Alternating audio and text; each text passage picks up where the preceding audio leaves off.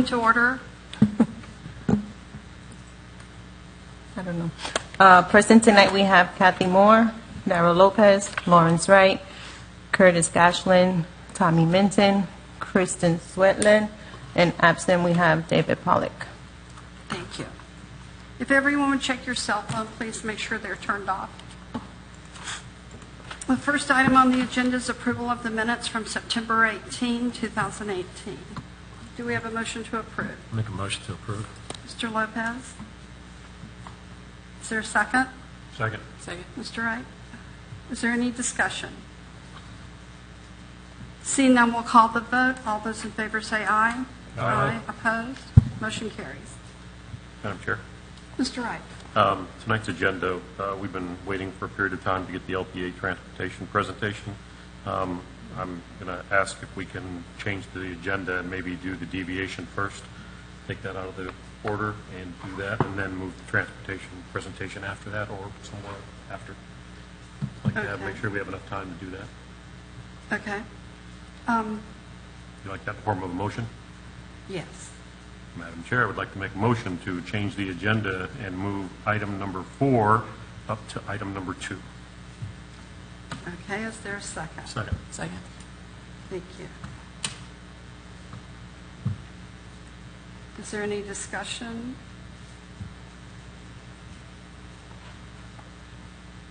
Seeing none, we'll call the vote. All those in favor say aye. Aye. Opposed? Motion carries. Okay, so we'll consider this public meeting item next, the deviation request for 206 Vine Street. Do we have the applicant present? Can you come up to the podium, please? Madam Chair, I apologize, but Mr. just for purposes, I know the public comment section is really the only opportunity for anybody to speak about a public meeting, so I may have put that in the wrong order, just in case there's anybody else here that wanted to speak to that, they won't have an opportunity. I understand. Mr. Groot? I think you're fine. Just can you hear this and then go to public comment? Or Public comment? Okay. Right afterwards. Okay. Thank you. I just want to make sure we didn't skip anybody, so thank you. Yes, come up to the podium, please. State your name and address for the record. My name is Chris Majorano, and for purposes under Florida statute, the application address is correct. If I don't have to say it, that'd be fantastic. Or do No, you- there's been a request made that if there's any public records request made in the future that the address and name be redacted. Well, everything be redacted that can be redacted in accordance with state law, and we're going to honor that request. Hey, just so you guys are aware, I'm a law enforcement officer myself, and that's the only reason for that. So, thank you. Everything you have is correct, I promise. Okay? Okay, you want to tell us about your project? Do you? Okay. Well, first of all, thank you guys very much for having us here tonight. We do appreciate it. My wife, Stephanie, and one of our children, our 5 kids, Cameron, is here. Additionally, I also have some of our neighbors here that live on the street as well. We love Oviedo to the point that we purchased a house that we've been in for a while. We purchased it in May of this year. It just passed. And we're looking at expanding some of what we have to be able to support our children and support our children in a growing way. I'm looking at doing a pool. The lot that we're on, if you're familiar with our house at Vine Street in North Lake Jessup, is an irregular shaped lot. We go right up to the trail there on that side. One of the reasons we did purchase it because of that, because it gives us the opportunity to have our kids in a safe area. The problem is having the room because of how the yard is set and where they consider rear and side and front to be able to put the pool in. So in taking consideration of that, we've looked at the best place to be able to do it so it's not obtrusive to the path or anything else in the neighborhood. As you're well aware of that neighborhood, we've had over time, in addition to our house, numerous houses on that street that have grown. David Weekley's put in some beautiful houses across the street from us. We live in a custom-built home, and there's also custom-built homes down the street. The problem is finding a place to be able to put the pool so that our 5 kids can enjoy these hot days that we have without taking away from everything else around the area. So looking at that, I don't know if you gave them the plans. You can see the lot lay of what we have there. The way we're trying to plan this, we're trying to give good space for our kids to enjoy the pool. but we're a little bit shy from the deviation considering how you're considering the rear versus the side. The best we can do on the design that we're at is 3 foot from the edge of the property line. So what we're asking for is for the ability to be able to put it in there and still not take away from or move anything that we already have for the back with the shrubs or the path itself. So it wouldn't draw into the path. The path wouldn't even notice it, nor would anyone else. And now, should I get everything? Your pavers? Oh, exact. And so we're not looking at putting down a concrete patio around it as well. So the pavers are what we're looking at doing around the whole side. So being with the edge of the pool at that deviation line, I guess is the word you want to look for, we're looking at still putting the pavers there, but still not coming past the hedge line that is also on our property as well. So it's just about where the coping is, the edge of the pool, the main structure itself, to the edge of the property line that becomes the issue. And it's only on one corner of the pool. I think that's about it. Are there any questions of the applicant? Madam Chair, Mr. Wright? that was one of the questions I had for staff today, is that from the graphic, I couldn't tell that offset, the 3 foot that you're asking for, it's to the water's edge or to the edge of the coping around the pool? It's to the edge of the structure of the pool itself. So the structure, from the way we understood it under your guidelines, the structure itself, where it comes up to meet the edge of the coping, that ledge, where the actual hard foundation of the pool would be at that 3 foot ledge. And then you're putting pavers to the property line? No, not at all. And the reason I say that is, again, going back to the surveys, if you look, you can see, if you go on Google Earth, you'll see an older view of the house without the hedges being as lively as they are now. They have a beautiful, we're probably 9 foot high shrub line that's there. I don't want to disturb any of that. I want to be able to bring it to the edge of where I have no grass. So that doesn't take us all the way to the property line, because the hedges themselves are planted on the property line prior to us being there. I don't want to move any of that because there's such mature shrubs that are there. I don't necessarily want to go into the shrubs or cut them back anymore, so I've probably got a good 2 foot distance that's there. It'd still give us some adequate space to be able to move around, but that whole back corner that you're looking at where the deviation is necessary for is where the vanishing hot tub, if you will, is going to be in. And we're going to have a weeping wall that's going to provide some type of privacy for us, for people from the path. I don't necessarily need to be able to walk around that side, if that makes any sense to you, but I'd like to have something small enough there so the kids can walk around, or my wife and I can walk around that side if needed. Thank you. I just was trying to clarify. I mean, Yeah. the way our code's written, it's to the edge of the deck. Yes. We usually don't define it to the edge of the water, so Correct. where the coping meets. So just want to be clear on the percentage that we're looking at. Thank you. Are there any other questions of the applicant? If you remove that tree, are you still in code as far as the minimum trees required for your? Yes, lot ma'am, we are. size? And we checked on that as well. We have additional trees, and I plotted those out with her assistant to show them the additional trees we have. We're still ahead of the game, if you will, because of the other additional trees that we Are have you there. ahead by open space or tree requirements? That, I don't understand how to answer There's a that. different, He would still meet open space. did you And check, no. is it in compliance with the code for the Trees? required trees that you need for the lot size as well? Yes. From what I was told, that didn't make a difference for what we have, because we have additional trees that have been planted as well around the property. The one tree that will be removed where the pool is going is just going to be moved to the triangular piece closer to where the point of the property meets. Okay. Are there any other questions?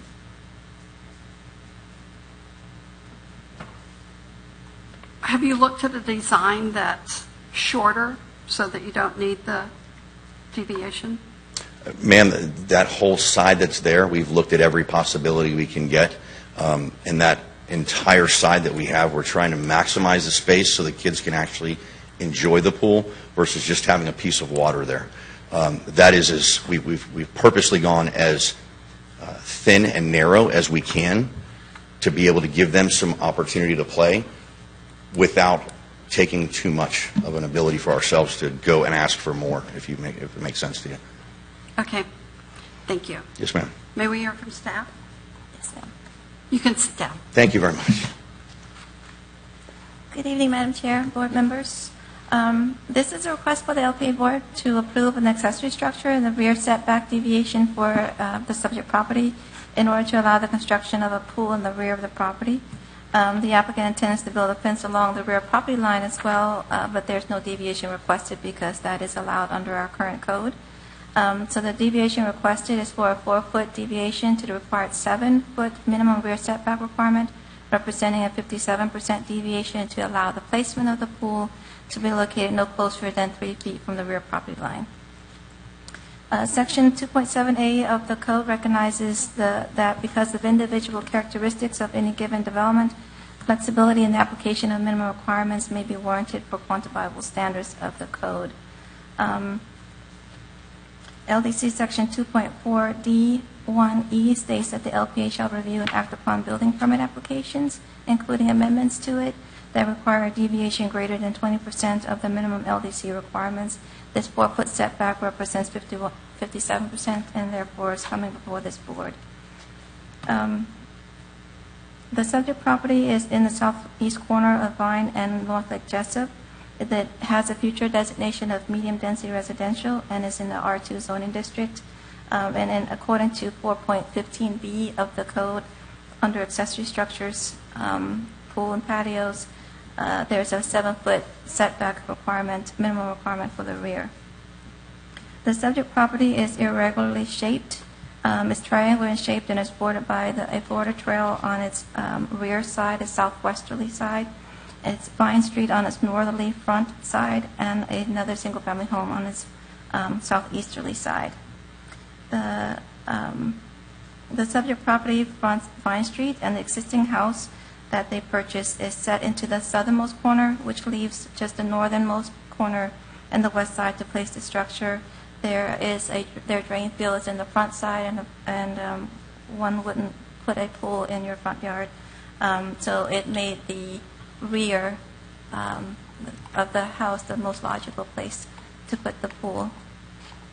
The applicant has submitted an application to request a deviation and has provided a written narrative in your attachment 3. Staff has reviewed the application pursuant to section 2.7C of the Land Development Code. We found that there are existing circumstances that are peculiar to this property due to its irregularly shaped design. And due to this irregularity, a reduction in the rear setback would be required to allow the placement of the pool. In terms of compatibility, the proposed pool, its size and location, and the setback it's generally compatible with the surrounding neighbors. No adverse impacts are anticipated to the adjacent properties in the surrounding area, nor to the state's trail. In terms of the proposed mitigative techniques, the applicant will maintain the existing shrubbery to protect the trail, as well as extend the shrubbery all the way to not the nose of the trail, but the trail where it intersects with the roadway at Lake Jessup. And they will be planting, replacing the tree that's removed. They also have agreed to install decorative fencing between the pool's edge and their driveway, which fronts Vine Street, so that people using Vine Street won't be able to see into their pool. In terms of environmentally sensitive areas, this deviation is not necessarily going to conserve any natural areas, but it will also not adversely impact any natural areas. Staff believes that the 4-foot deviation being requested is the minimum necessary for them in order to put the pool in this location. The deviation will not prevent them from maintaining the minimum 25% open space. It creates more usable space for them. The code requires that we look at whether or not the deviation creates any more common public usable space. This is on private property, so it wouldn't necessarily create additional public usable space. And no non-conforming situations on neighboring properties or districts were considered during the review of this application. With that, staff recommends approval of the deviation order and ask that the board grant the deviation for the 4-foot deviation, 57% for a 3-foot setback, with the condition that the applicant will extend the shrubbery, replace the tree, and install privacy fencing to shield the pool activity from public view. Are there any questions of staff?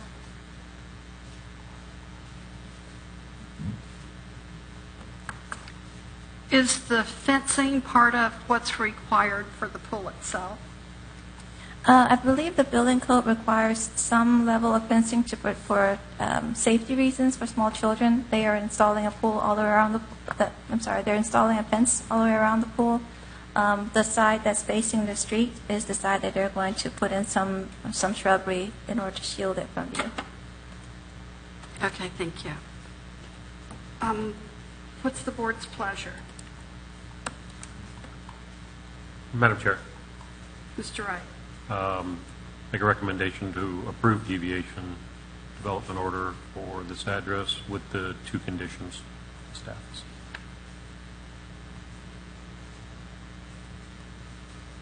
Is there a second? Second. Ms. Kastner? Is there any discussion? Seeing none, we'll call the vote. All those in favor say aye. Aye. Opposed? Good luck with your project. Guys, thank you very much. Thank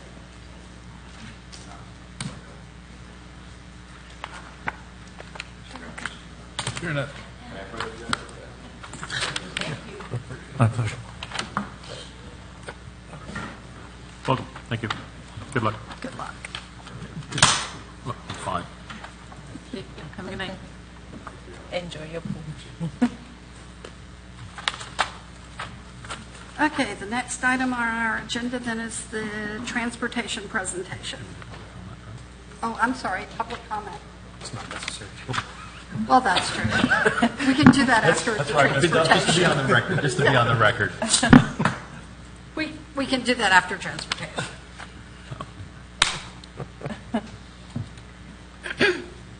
Thank you.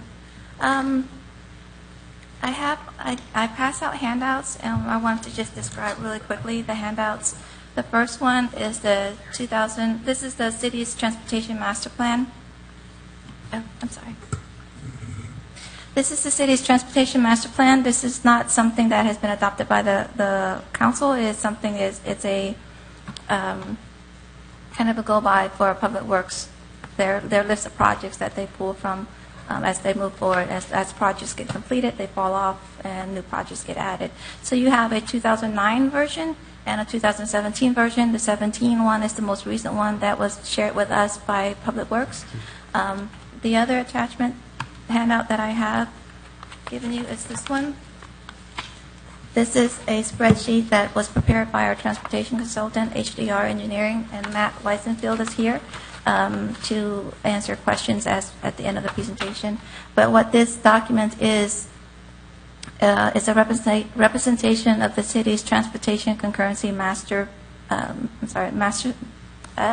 transportation concurrency management system, TCMS, and we keep track of the road segments that are in this list for projects that are considered de minimis, meaning that their project trip does not warrant a traffic analysis or traffic study, and projects that actually do have to submit traffic studies. So those are your 2 handouts. I also wanted to share with you that we had also extended an invitation to Public Works to attend the meeting as well. Due to an illness, she is not able to join us today. So with that, I will get started. As part of the background into understanding more of the city's transportation system, I wanted to share briefly the city's history. This was very new to me. It was very educational. It might not be new to you guys. The city was the city was settled in the 1800s. And between the 1800s and the 1980s, it was pretty much a farming community. It became incorporated in 1925, so between that, the 1880s and the 1980s. Going into the 1980s, moving forward, the city experienced a significant amount of residential growth. So by the time we arrived into the 2000s, the city administration and the population were very concerned about the level of congestion and then having a sense of community character and creating a sense of place. So the next 5 slides will go over very broadly the five efforts or initiatives that the city administration undertook and the timeline and that helped to create the character of the city, but that also resulted in some transportation impacts. The first one is the Downtown Master Plan, which was, it began in 2001.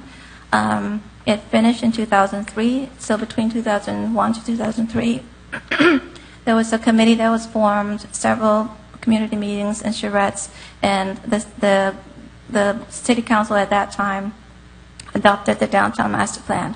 The purpose of it is to create a place within a place. So the city's downtown is a place, but it also was designed to create places within the downtown area. It designated a conservation area.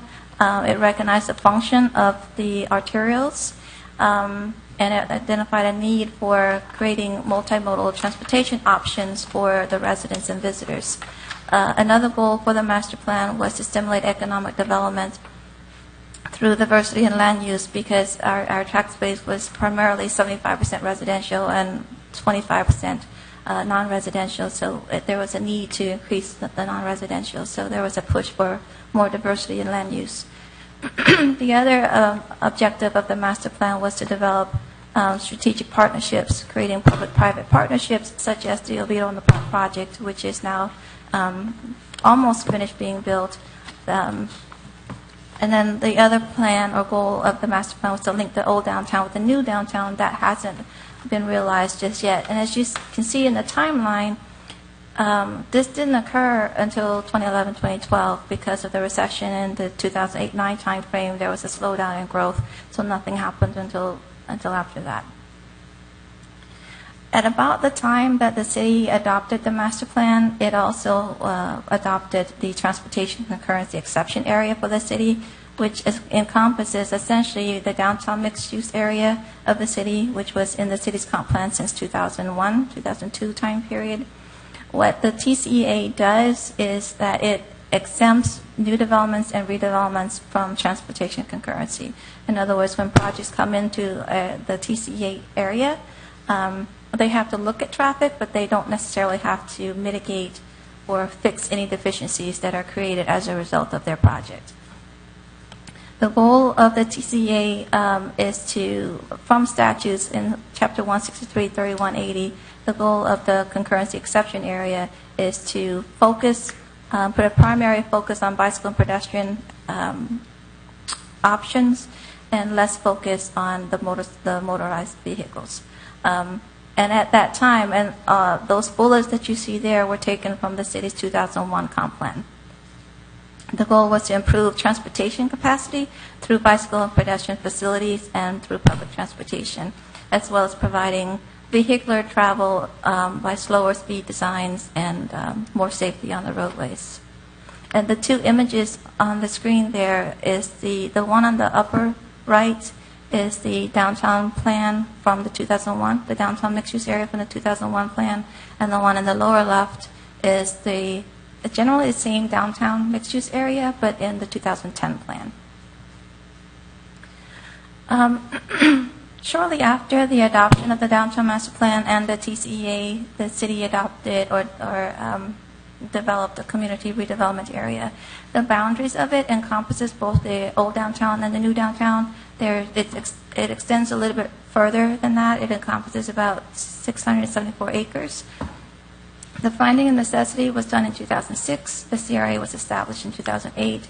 The delegation of authority from the county to the city was in 2010, which made this give the city authority to function as a CRA and to adopt the TIF, the TIF, which is a tax increment financing fund system, so that as properties in the CRA developed, the increase in taxable value would be the net gain for the CRA, and that's how they increase their value in their funds. Since that time, the CRA has seen an 86.4% increase in taxable land value, and this happened according to our John Jones, our CRA manager. It happened in about since 2015 to 2016, and that's mostly because of, essentially, almost entirely because of Oviedo in the Park. The projects that the CRA had in the master plan for the CRA was to have road and intersection improvements, the gateways and streetscapes, trails, pedestrian connections, and public arts. Based on my conversation with Mr. Jones, the bulk of the infrastructure that's been completed has been focused on utilities, so not so much in the way of road infrastructure. So really, about 2 years after the city started looking at the CRA, it was also looking at the first version of the Transportation Master Plan. It started in 2008. It was not adopted, but it was finished in 2009. What you have there is a draft. I haven't seen the final version, but it was in 2009. So during this time, our transportation consultant also developed a transportation model specifically for the city, and we've been using that ever since. The guiding principles behind the master plan is to recognize the physical limitations of the city, specifically in the core, such as narrow rights-of-ways and things like that, minimizing the need for multi-lane highways, connecting neighborhoods and schools through pedestrian and bikeways, protecting the capacity on arterials, and having shared access points, creating complete streets, and creating new corridors to increase trip distribution, which will in turn reduce the amount of congestion on the other existing roadways. There are near-term and long-term improvements identified in that. I had my staff do a comparison between the 2009 document and 2017 document. Most of the projects in the that's in the top, the first block and the first pack and the second pack, those have already been completed. Those are checked off from Public Works. Most of those projects are intersection improvements, signalization improvements, some the westbound turn lane, I think on Mitchell. That's the only project that I saw on Mitchell from the list was a lane improvement. So in 2011, with the Senate bill legislation, the state adopted, designated this terminology called DULAs. It stands for Dense Urban Land Areas. And during that time, between 2008, there was the 2009 legislation, Senate Bill 360, and then the 2009 legislation created this requirement where state-mandated transportation concurrency was no longer in effect. The legislation also identifies cities and many counties, I think it was 6 counties, as dense urban land areas, whereby the entire jurisdiction is exempt from transportation concurrency. But it also gave local governments who had concurrency the option of keeping concurrency if it chose to.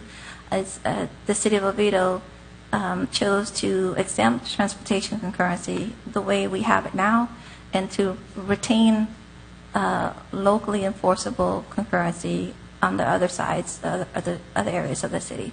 So while the state no longer required projects to address deficiencies that they created on state roadways, the city had the option of keeping concurrency on our local roadways.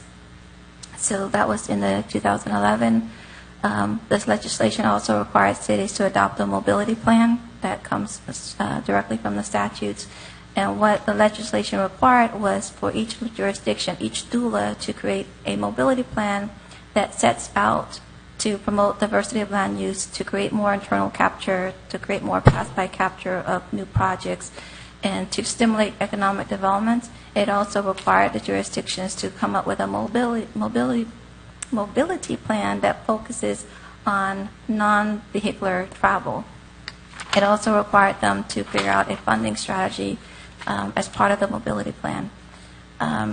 During that time, a lot of cities struggled with the financial part of it, so the state agency, the state land planning agency, allowed a significant number of doulas to adopt a mobility plan that did not necessarily have a funding strategy vetted and in place, and then with the next legislation, it all went away.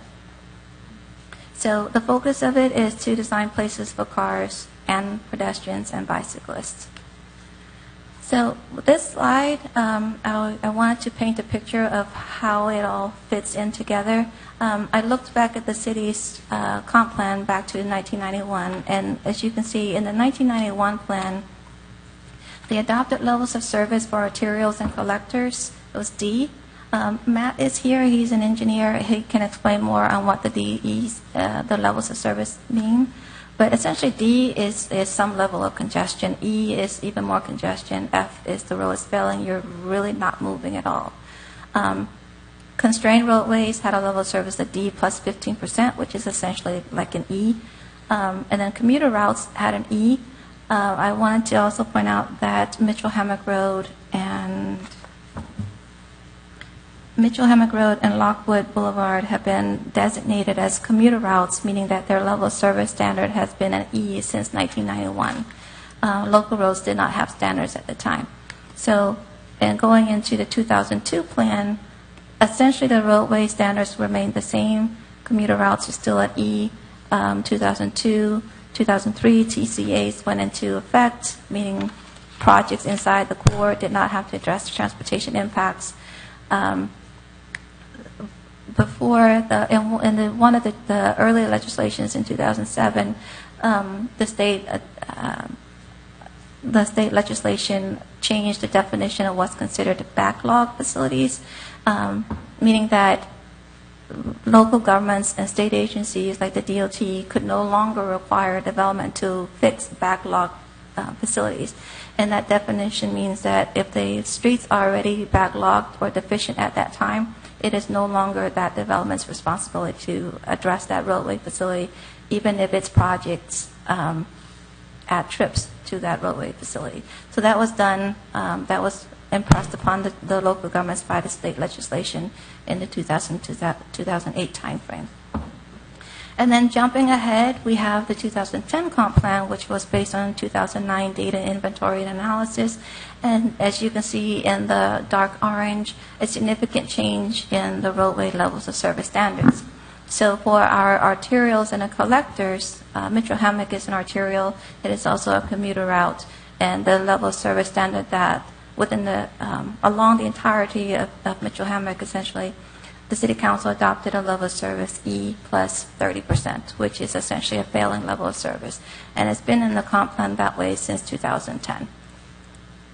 And there are also development corridors, which have also gone to E plus 15%. Again, that's a failing level of service. Excuse me. And then we have our gateway districts, which are, so essentially we don't have any level of service standard where there's minimal congestion on the road. We are accepting a higher level of congestion with the under the path of providing more alternative modes of transportation since as early as 2002. So the way that we're trying to achieve mobility now, we're trying to have to achieve the movement of cars and people is through design. We have the TCA, the downtown mixed-use area, the CRA, the mobility areas, the gateways, the development corridors. All of these things have policies in the comp plan that instructs staff to look at alternative modes of travel. In the code, we have urban design, urban site designs in our Article 8. The multimodal QLOS is quality level service standards. That's also adopted in the city's comp plan, which also puts forward the notion of providing more movements through pedestrian routes and bicycle routes. The TCMS, the second to the last bullet, every single application that comes into the development services for review gets looked at from the perspective of this spreadsheet one way or another, whether it's at the comp plan stage, the rezoning stage, the site development plan stage, or subdivisions.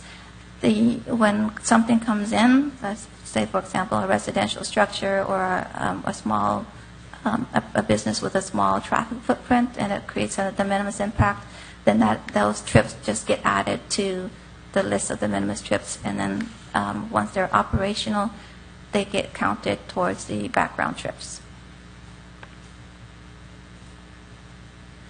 So as I mentioned, how it works is for most of our land use categories in the downtown area, actually for all of our land use categories in the downtown area where the city is most congested, we require a mixture of uses. So there's a requirement in the policy, as you can see in the tables.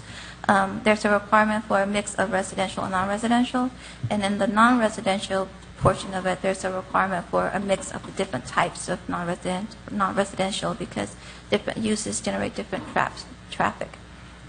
We also look at access management in terms of where the driveways are, how they're designed, whether or not the site is considering transit use moving forward into the future. We do not have a fixed transit line now except for Route 434, which in my conversation with Lynx has a 1-hour headway, so it's not heavily utilized. The utilization rate hasn't changed much over the years. And also to, again, promote more bicycle and pedestrian access and movement. Mitigation is something that we still require. If they deviate from the code or they have impacts, we do require them to mitigate through providing pedestrian plazas. And pedestrian plazas in this instance is public spaces, a minimum of 400 square feet. If a site generates the need for 50 parking spaces, it needs to have, if it's a certain size, then it needs to provide a pedestrian plaza. If it requires 50 or more parking spaces, it's required to have a electric charging station. Those are requirements. So a mitigation is that if they're required to have one, they can provide two, and each station serves 2 vehicles. That's a mitigation that the city accepts. Contribution into the city's art program and art fund, and contribution into the newly established mobility fund.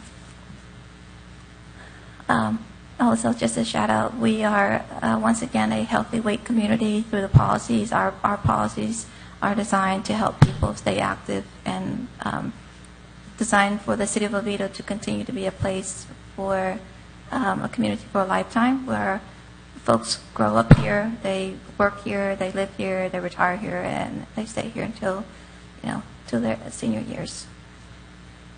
So this is the TCMS.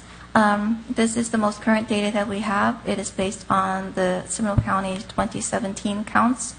The darker color on the right side shows those roadway segments that are currently failing.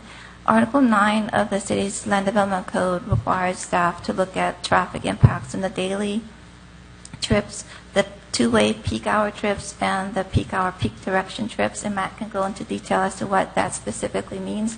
But what this graphic tells us now is that Lockwood from Mitchell Hammock to 419 is failing in all 3 of those categories. Broadway Street, 419, is failing in that segment from 434 to Mandarin Orange Way, which has 3 segments. I just collapsed it into one description. All 3 of those segments are failing, and 434 from 417 to Magnolia Street is also failing in those 3. Mitchell Hammock is only failing from Broadway to 426 to Lake Jessup in the daily, and it's nearing failing in the two-way peak hour and peak directional level of service standard. Again, this is based on a standard that is essentially a failing standard, level service E plus F, which was adopted by the council in 2010. So today, just big picture, the city is roughly 16 square miles, about 10,000 acres. We have the population, this was an old number, we're now at 39,000, I think. 39,000. Our percent of vacant lands is roughly 19%, and that doesn't include common spaces, stormwaters, public lands, public parks, and things of that nature, conservation areas. And then we are continuing to try to find alternative solutions to travel and travel demand. And looking forward, the city is at a stage of redevelopment. There's more pressure to, the really juicy spots, the easy spots are gobbled up already. There's more pressure to go into the rural areas. We've received several requests from people interested in annexing, but they're in the county's rural service area. So we've explained to them that they have to get approval from the county first to change their designations. And then consider advancements in technology. It might change and it'll create a need to look at our parking requirements again, maybe looking at different commute patterns, using cars as a service instead of as an asset, and then maybe curbs as spaces. Most projects now have curbs. Maybe those curbs could be used for a Lyft or an Uber drop-off station where it's inviting and it's usable, so people can start looking at those alternative modes of travel. So with that, that's all that I have, and Matt's here to go over, and I'm sure you guys have questions on this document, but we're here to answer questions.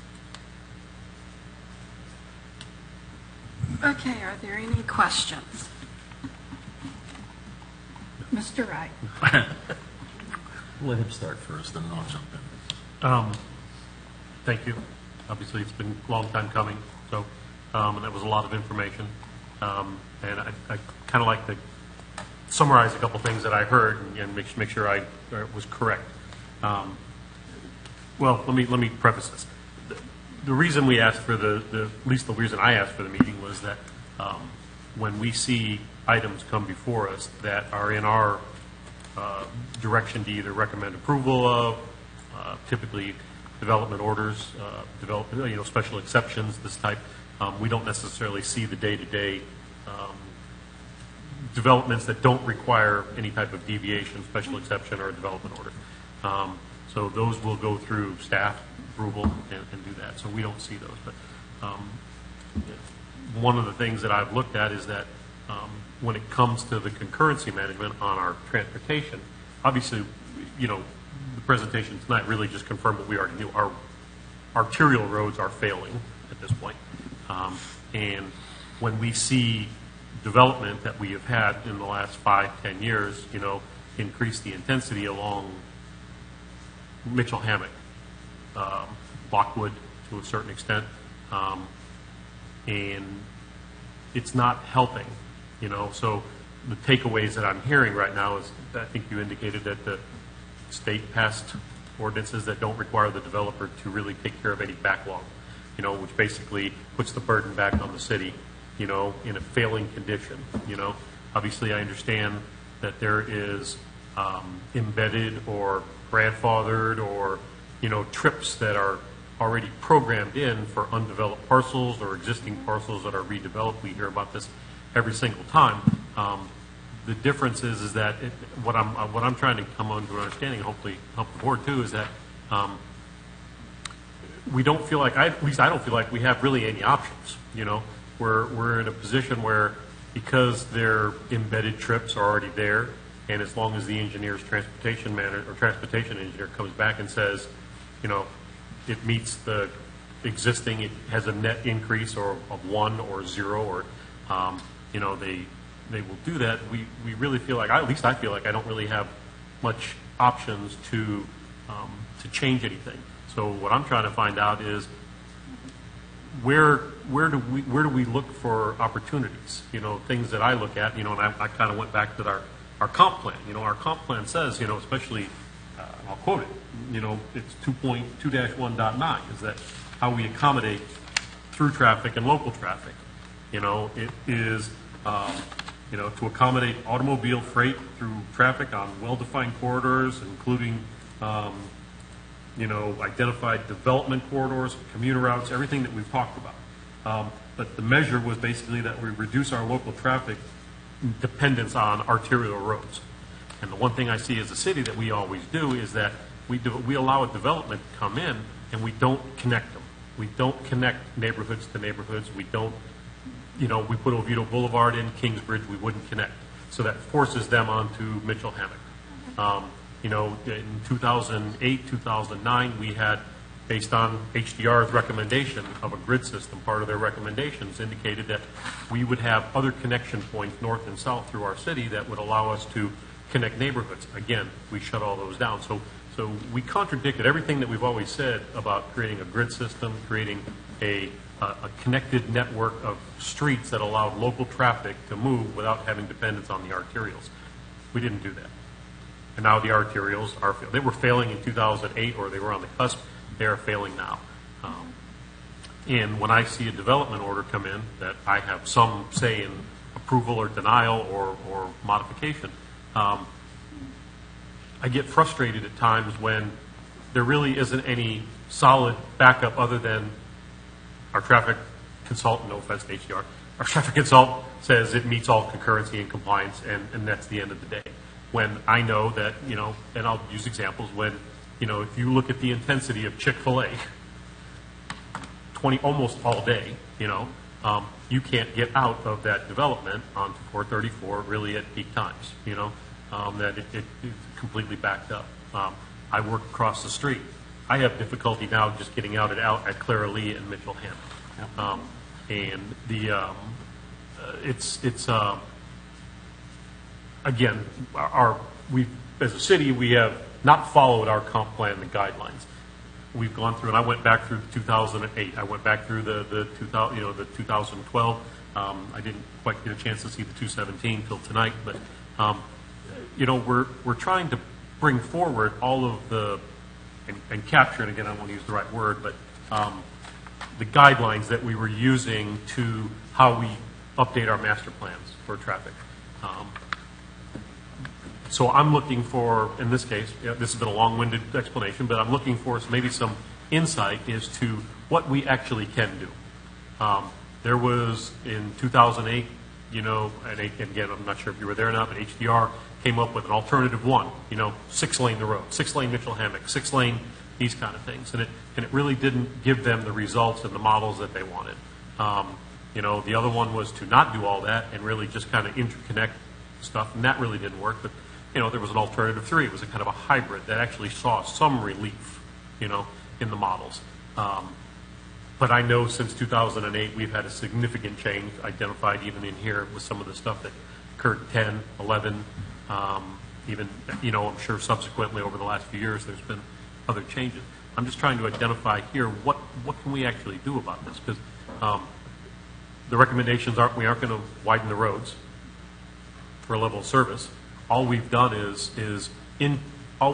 lowered our standards, it appears, every time that we go through a comp plan update or a master, traffic concurrency master plan, a mobility plan. To me, it's absolutely ridiculous that, okay, level of service plus 30%. Why? Just because we just don't want to say F? If it's not level of service E, it's F. Okay? You can word it however you want. Okay? It means the same thing. It's failing. Okay? And all we didn't want to do is publish that it was failing. That we wanted to give some tolerance to failing. I don't know. But so I'm trying to figure out, because as a board member, development isn't stopping. We're doing everything we can. We just increase the intensity of, the old Albertson Shopping Center with no connectivity, no signalization, no, basically no place that you can really, we gave them one left turn onto a level of service E plus 30% section of our road, which is going to be next to impossible for them to get out of. So there's my soapbox for the moment. I'm really looking to get some insight, while I know everything's failing, is what are we actually looking at, how we're going to improve this, and if there's any insight that you can provide us or me as a board member that can help me understand where we can make accommodations, okay? I understand, I work in the engineering business. I understand the logic behind this. I understand that, and I believe in developers' rights. They have the right to develop their property. I promote it. I support it. But, in a case where we have the opportunity to insert ourselves, we can't ask the developer to fix the road, but we can make them put a frontage road in, that's going to ease the congestion or ease the impact, the intensities and stuff. So those are the kind of things I'm looking for, knowing that we can't really do anything else with the backlog stuff. So, thank you. Mr. Wright. I'm going to jump in on his soapbox basically, but I think these numbers are false. I think they're underinflated by at least 200%. I'll be perfectly honest with you. I think they're bogus. I think they're make the city feel good on most of the roads, but the major ones that are they're failing worse than what they are. And our solution. Hey, Daryl, I'm sorry. If you don't mind, if I can have a conversation. And one thing I want to clarify, too, is the sheet that you guys gave us, the one that we're looking at right here, this is the 2025 numbers, correct? If it is, it's really So grossly underestimated. yeah, so 2017. this is the one, the handout that Dana It was on your provided us. slide. It was on one of your slides as well. It has the June 2012 date on it. Yeah, but here's the thing. When I compared the numbers, it goes back to our 2012 transportation portion of our comp plan. There's two tables. This one is very similar. Again, I can't verbatim it. This is similar to the 2025 plan, which, if I'm not mistaken, you can please fill in, is that this includes the improvement of 426, through the loop. So it's taking some trips off there, because if you go back to the 2009 basically table, it does show that there's probably about 40% more, 30, there's a larger percentage of roads. So but just be clear that this isn't today's. This is 2025 projected out based on the models. And Can you come up to the podium? I'm Matt Weisenfeld, as Notch introduced me. I'm with HDR, and I haven't been there for the whole time over the number of these, but there are some of these questions I think I can help clarify what's in front of you. There's some of them that are more along the lines of a land use attorney and the developer rights side of this. As far as the spreadsheet in front of you, there's really two different things that were talked about in the presentation, and I'll explain the spreadsheet and then the other half of it. The spreadsheet's the concurrency management system. And so what that's looking at is all the developments that have been approved, or have come in, rather, on their way to approval. They're logged in there for their potential for trip generation. It's based on ITE numbers and applying either very generalized or specific distributions, depending on the size, to where those trips will go. So you want to open, you gave an example of a fast food restaurant. Where would those trips be developed? How do they move around the system? And where to account for them at a segment level. So that's the development part of it. The background part of it is the 2017 Seminole County counts. All of those roadway segments and stations are based on that count system. So the update that you see for this early 2018 year is really the 2017 counts plus all of the committed trips that are out there that could be built today. So it's a So the algorithm really needs to be updated, because I don't think the algorithm that you're all using, or the formula, is correct. Because if you sit out here on any given day on any road, on Mitchell Hammock now, it takes almost a half an hour to get from Lockwood up Mitchell Hammock all the way to Alafaya Trail. Okay. And even on a Saturday. Yeah, So the algorithms that the engineering or the state's using is bogus. so And I don't have any information on travel time regarding that, but as far as the construct of how a concurrency management system, and the state has, as Anaj pointed, moved away from that style, but the style of taking the counts and adding the trips from development. But those segment LOS, level of services, are based on generalized numbers for a type of roadway. So if you look at it, I'll speak very generically. There's a 4-lane divided roadway, and it has a number of signals. Therefore, it has an approximate capacity, and those capacities are then kind of staged out to how it'll feel if it reaches that point. So the level of service is often called quality of service, or how it'll feel. Then there's often a kind of an interactive way of talking about level of service F versus failing. We say it's failing in that presentation, means it doesn't meet the adopted standard. The adopted standard could be A, and it could be B, and that would be failing. Level of service F has more of an explanation of how congested it feels, the description that you were given. So I'm going off a little bit, trying to make sure we're all talking about the same Does the terms. algorithm take into account if the power goes out and now the timing is off with the lights and things aren't running smoothly, so you can just keep going? Like, how does that off percentage, the plus or minus, go into that type of counts? Because that's, I think, where what he's talking about is what happens. The power goes out, then the police have to come out, to manage the signal, and things never get updated to make sure they're back on. And there's a lot of There are tools that You're- can I get think to that level. You're This- talking perfect scenario day one, and ours.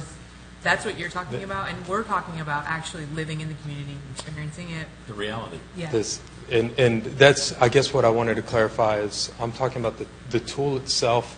These level of service standards, they're at this point they were defined in 2012, published in 2013. They are kind of an ideal type situation, like you said. There are tools that will do that kind of day-to-day traffic management center activity, but the plan isn't built on those. Is And there any contingency built into the perfect scenario to take into account the They're- day-to-day? they're average- And what is it? they're- Is that where the 30% comes? That's where I No. get confused on where all that kind of comes from. The 30% is something different. I guess I wanted to make sure that we were all talking about the same terms for the level of service. As far as the 30% comes, it's a line. Whether the exact capacity, I'm going to use generic numbers, is 2,000 or 2,050, it's not that close to tolerance. So the idea is that, okay, the city has made a decision to add a little bit of a buffer there before it's going to consider the road, again, not level of service F, but rather failing its standard. So that's how this system has been built. And it's a relatively older system of how to maintain it, but it's how the city has chosen to move forward with it. So as our role in what we produced this year was really an update of the counts, because sometimes the development may get approved and it may not get built. It may come in with more trips. It may come in with less trips. So the actual counts on the roadway are trued up through 2017, and therefore you have fewer outstanding developments, which are just estimates. Can you tell me where these numbers in these different little squares came from? Are they actual counts, or are they just from some book that says this type of roadway, whether it's a 4-lane divided, and for this length with this many signals on it, should have this amount of cars on it? So there's two different sets of numbers there, and that's what makes the ratio. The level of service standard numbers are the maximum service volume, and that's in it's derived from the Highway Capacity Manual, and it's a number published by FDOT. So that is how we got to the number that is often dubbed capacity, or level of service D, capacity or maximum service volume. The volume using the roadway is what Seminole County counted in 2017, and then with an estimate of all the trips that have already been aligned with it. And so that's how you get to that higher number. So they actually counted trips Yes. on all of these roadways? Yes. Generally done through the roadway tubes. Do you have the dates of when it was done? Like, was it done over spring break or over the summer versus high October in the middle of the month when holidays? That's something we I can. don't I'm believe not that they trying to counted come all like these hard dates. on you. I'm just asking, like, that's pertinent information when the testing is done. We got it from the county in February 2017. Okay. It is pertinent. I mean, you guys get that, right? 2017 data. Absolutely. I mean, 20. if you take it on that, It's typically It's on done. Christmas morning. It's Yeah, going to no, be 5 it's typically done. They don't do it at off-peak times. They're not going to do it when school's not in. I know. I'm just. They're going to do it between hours of 7 and 9. They're going to do it between hours of 4 and 6, to determine the peak times.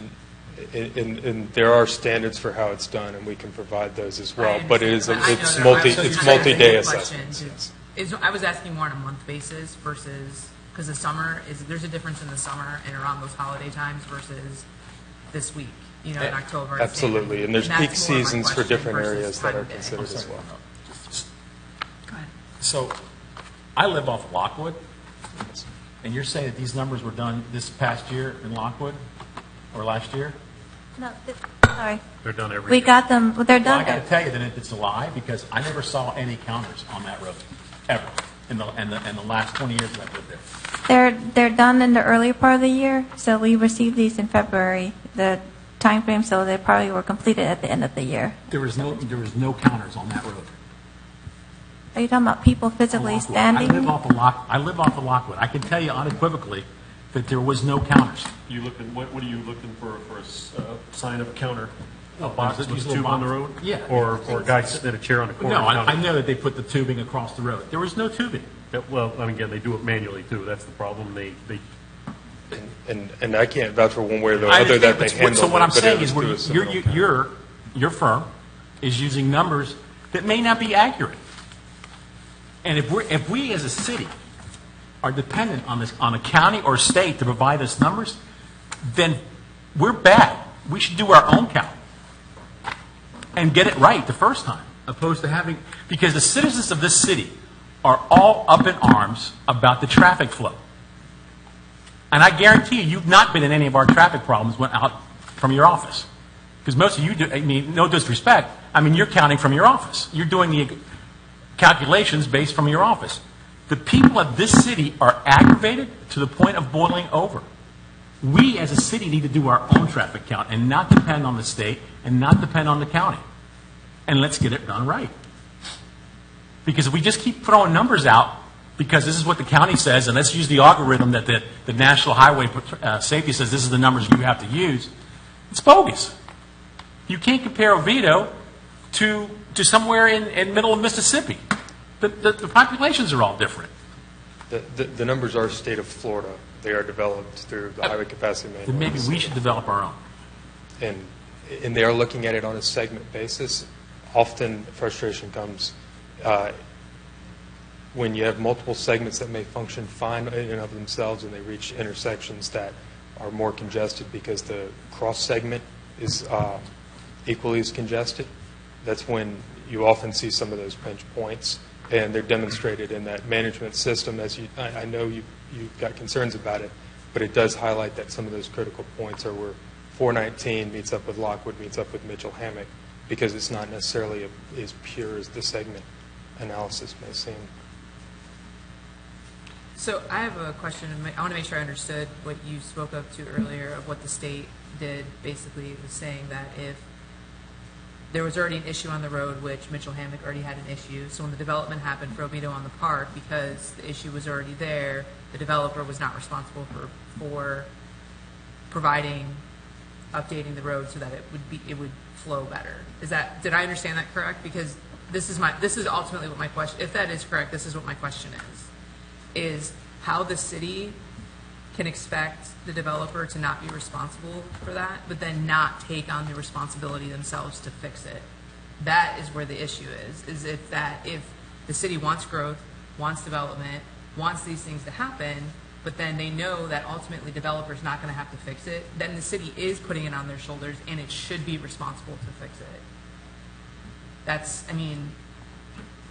That's pretty plain. Yeah, I want to make sure I that think language, that's like we when it agree comes with down that. to take out all the legal and all the understanding of it, that's basically the scenario that you're describing, is what's occurring on Mitchell-Hammock overall for the entire length from 417 all the way north. Because, I mean, Dude Assad is selling the property. I'm sure you guys have realized that on Alafaya, or on Aloma, so it's going to continue to creep. I mean, and why wouldn't it? I mean, it's the heart of the city, potentially. I mean, So just to answer your question, when the state enforced transportation or mandated transportation concurrency, there was a time period where it mandated transportation concurrency, but at the same time it changed the definition of what's considered backlog. So it's at that legislation where facilities that are already failing are considered deficient and backlogged. So therefore, new developments weren't required from the state planning, the state DOT, to address those deficiencies. Right after that, or shortly thereafter, is when the legislation came down, where it just removed the state mandate for transportation concurrency altogether. So I agree with you 200% that if the city wants to grow and play with the big boys like the city of Oviedo, then we have to plan for how we're going to move our people and our cars. we have a project now that's in communication with staff. We're reviewing it. It is a comp plan amendment with a corresponding rezoning. Hasn't come to this board yet because it hasn't passed staff. We're hoping to get it to you by November. But that project is, on paper, is going to significantly increase traffic, and we're working with them to try to figure out how they can mitigate. They're not required to, but as good partners, we're hoping that we can come to the conclusion. The other limitation is that in order for the city to require a payment or to require for that developer to contribute towards a fix, that fix has to be in the capital improvements plan. So unless the city is prepared to move forward with that project, we can't require them to fix something where we're not prepared to fix it ourselves. So that also is a financial limitation. Is there plans for monies to be moved around into different ways for taxes to alleviate this issue? I guess maybe we're looking for what is the next step? Is there to make it better? That's probably a council decision. I know. That's what I don't. Yeah. We were hoping that Public Works could be here to help address some of the operational questions, but unfortunately, they couldn't make it today.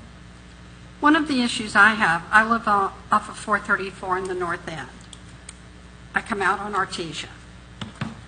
From Artesia to 417 is about a mile and a half. Lots of mornings, it will take 15 minutes to go that mile and a half. And it's gotten worse since the traffic light was put in at the Black Hammock curve there. De Leon, I think is the name of the street. Hammock. That's supposed to be helping the traffic, but it's only made things much worse. Who fixes that? Who do we complain to?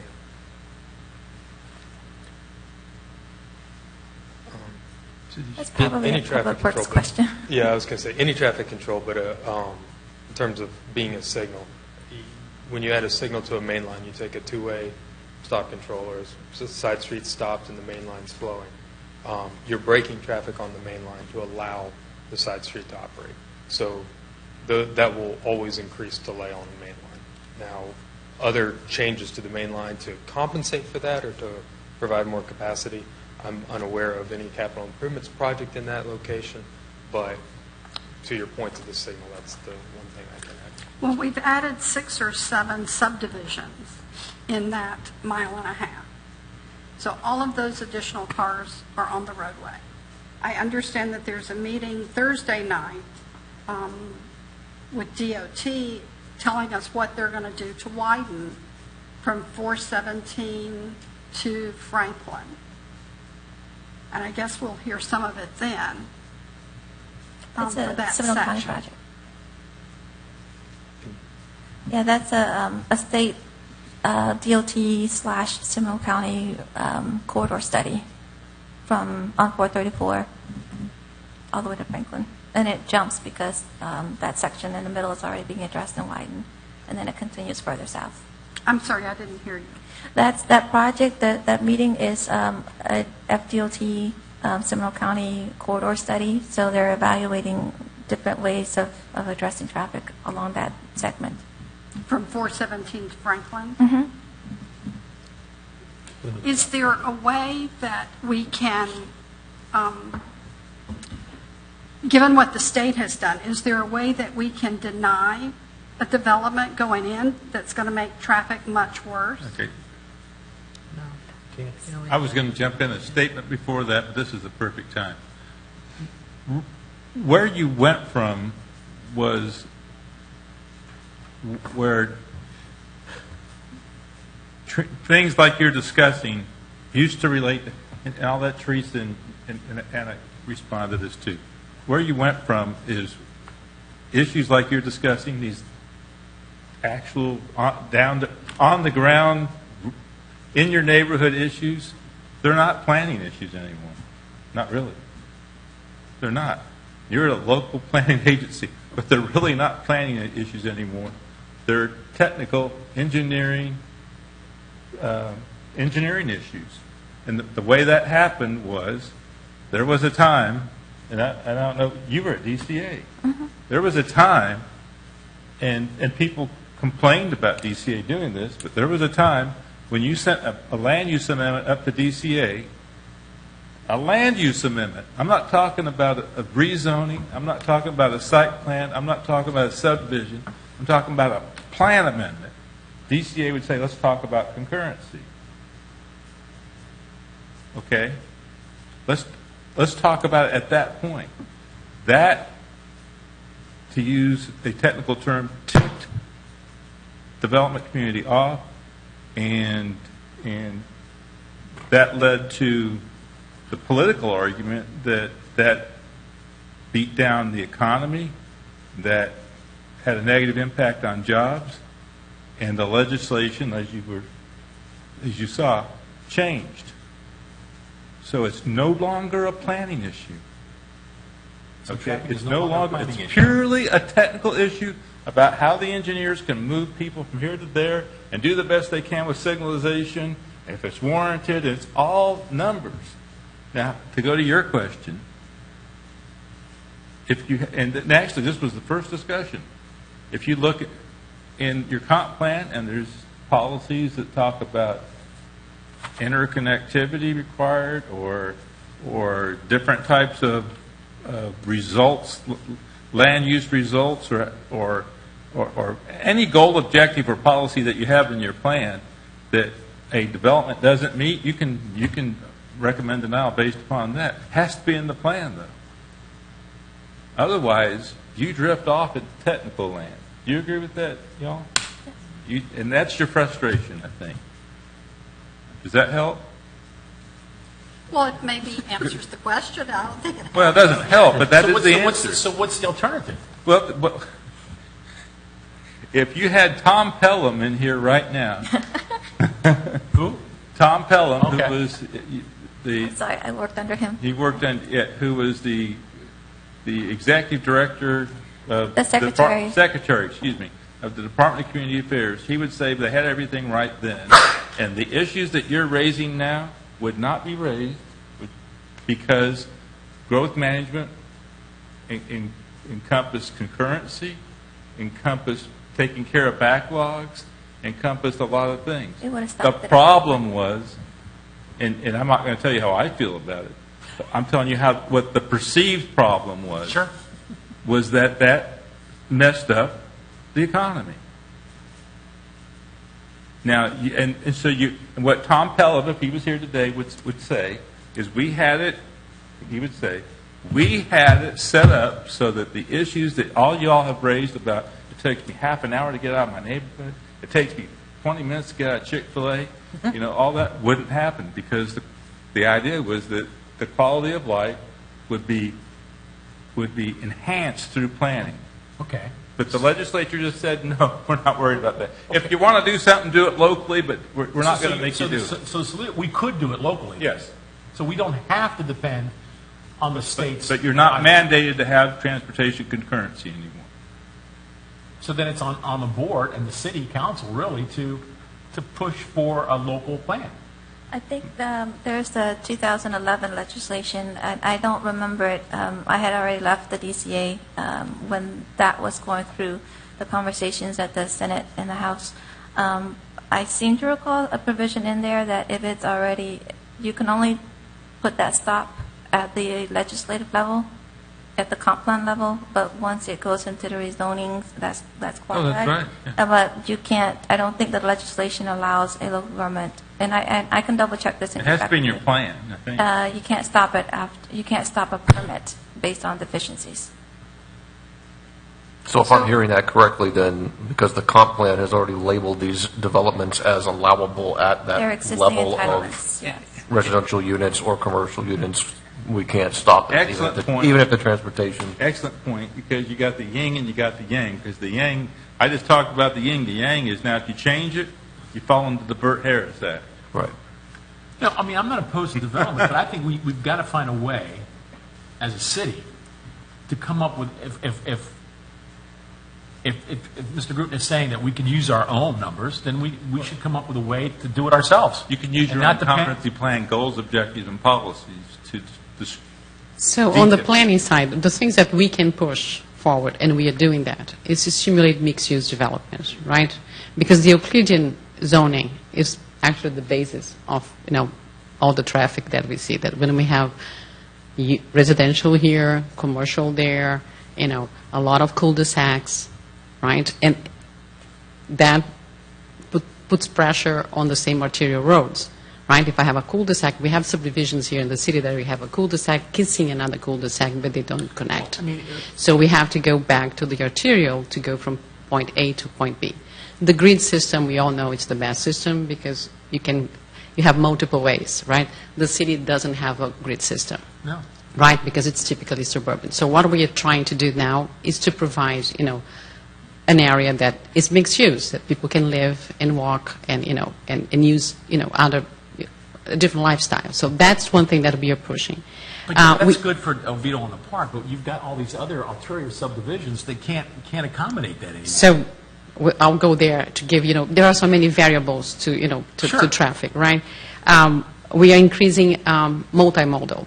So we ask development now to provide not only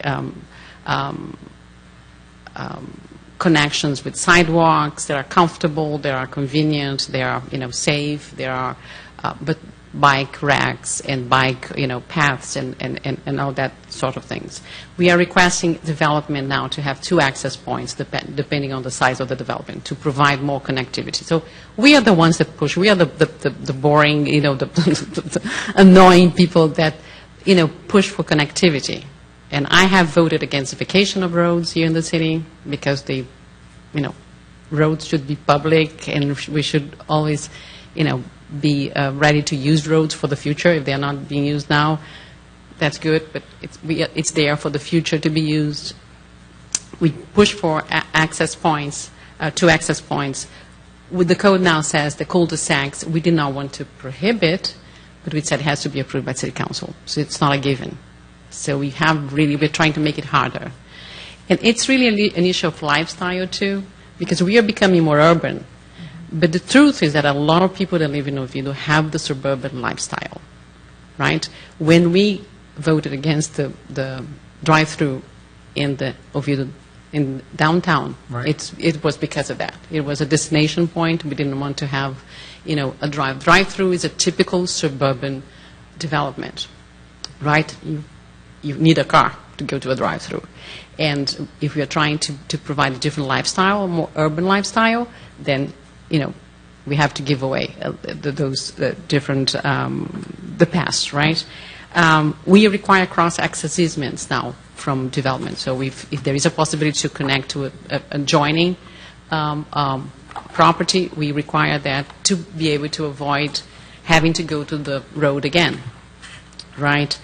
And I think we are in the verge of seeing something new coming with technology. That in all the conferences we go, automated cars. People talk about the curb being now the area that's going to be the activity because of drop-off and pick-up. So it's not going to be people parking. It's going to be Ubers bringing people, to places. So it's how to manage the curb. So it's a different, actually,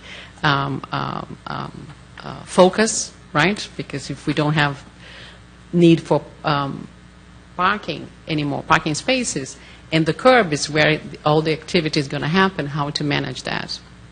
There are a lot of people already planning where parking, larger cities that have huge parking garages, what to do with those parking garages, what to do with the, with the huge parking areas. So we are on the verge of seeing also a change, right, through technology. I don't know when that's coming. Some people plan that next year there will be already automated cars, being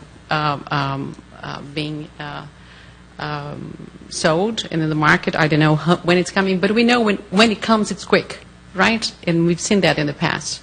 So that may change too. The other thing that I wanted to raise that the city is in a situation that we need development to be able to collect funds to do the improvements, right? The capital improvement projects are not cheap, right? Building a road, widening a road is not a cheap endeavor. We need development. So how do we monitor that? A lot of the traffic in the city is also through traffic. So if we stop development in the city, that doesn't mean that we're going to stop the traffic, right? So how to balance, to have, to allow development in a way that we are also providing some solutions, but we are collecting taxes to be able to finance future improvements. So I think there are so many variables, right, that we try to balance here. About the numbers, we use the data that we think is reliable. I don't think it is. I mean, yeah, we use. You stay out in the streets. I mean, whether you're on Mitchell Hammock, you're on I Lockwood. come from Brazil. My standard of tolerance for traffic is different, right? Because I come from a large city. I grew up in South Florida in Miami, Yeah. so the traffic is unbearable. But you're right. Down there, all the streets connect. Yeah. All the neighbors are all connected. We don't Yeah. have that luxury here. But if you just stand at any of the intersections of the major arteries in the city, which there aren't that many, I mean, the traffic count that the county did, I don't believe it. I think the onus is on us to provide our own numbers. If we truly want to get a handle, and I would also concur with you that most of the transportation issues we have is the transient traffic commuting through the city. There's no doubt about it. The other thing that I was going to bring also, it's the issue with traffic is that we need, at one point, we'll need transit, right? Oh, I would agree. But we don't have the density yet. And I think it's going to be, disagree when it with that. starts to be an issue, well, I mean, people won't use it, but we could. well, that is also lifestyle change, right? Right. But when things start to be such a hassle, right, to go to places, it's when people start doing. And I know that from coming from a urban, large urban place, if you have, the need to go to a place, but it's so hard to get the, parking there, you make different arrangements, right? So if you're meeting a friend there, you two carpool to go to the place. So you start, or you start using public transportation. And we have been talking to Lynx as well about having, at one point having a circulator in the city. A small bus. Right? So we are also starting that conversation to show we now have some poles of activity, right? So we're going to have a nursing school, we have a Villa in the Park, we have the hospital, we have the new, ER, we have the mall that, we are hoping it's going to be redeveloped at one point, right? But Macy's is going to be redeveloped, we're already entertaining that project. So we are going to start having those, activities, centers that can be connected through a circulator. We have the flex links, but we don't have, convenient and predictable, right, circulator. I would take a bus or a van to go to have lunch. The cost of using links to providing our own?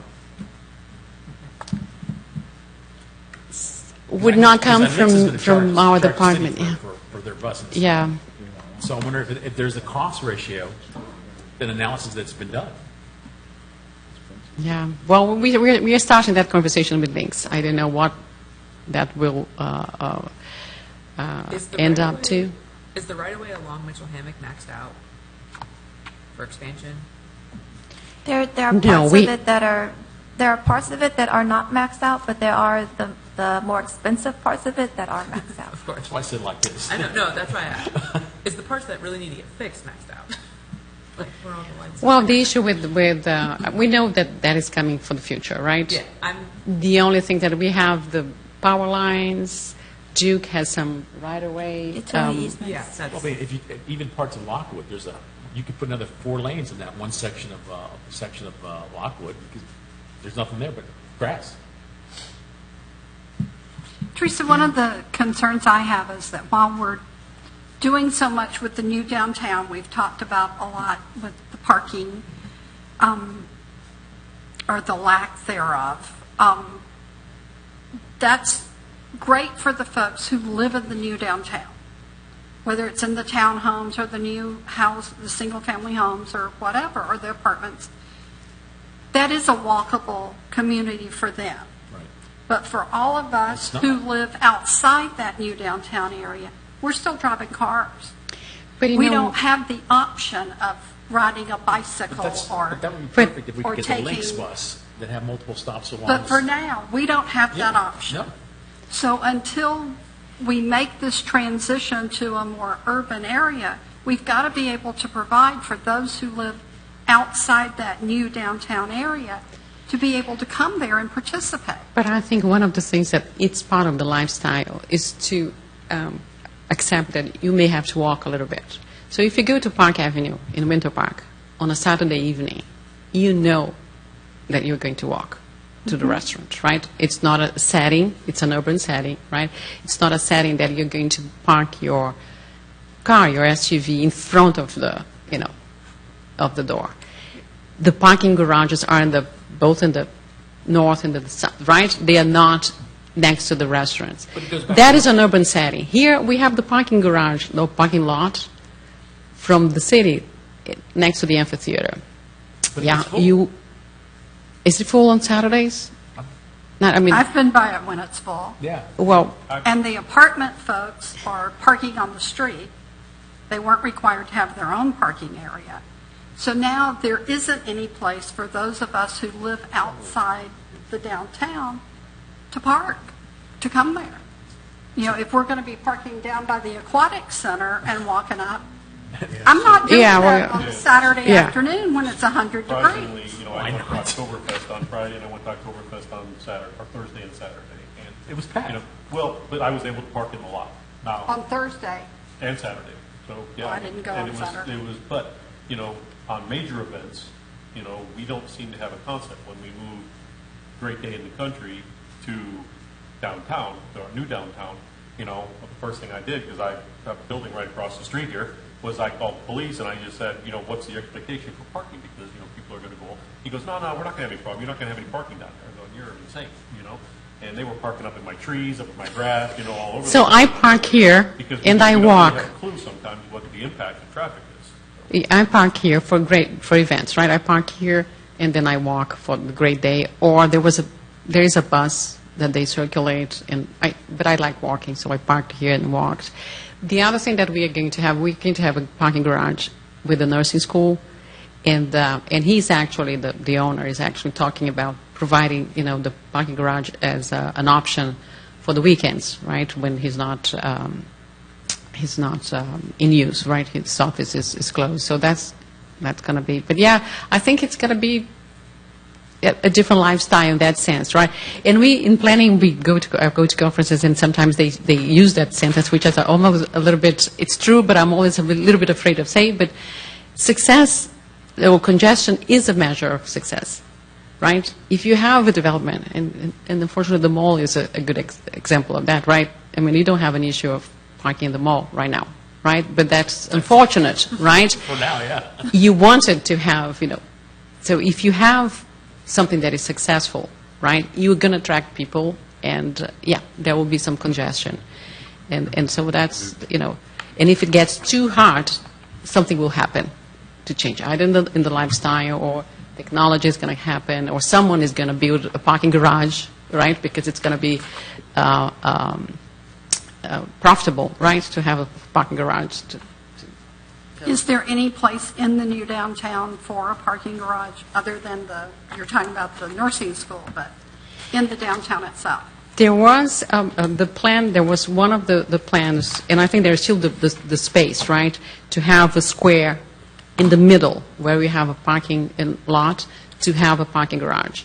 And at that time, the developer wanted the city, to be a partner and to pay, most of it, and the city couldn't. And the city said, yeah, I'll pass, then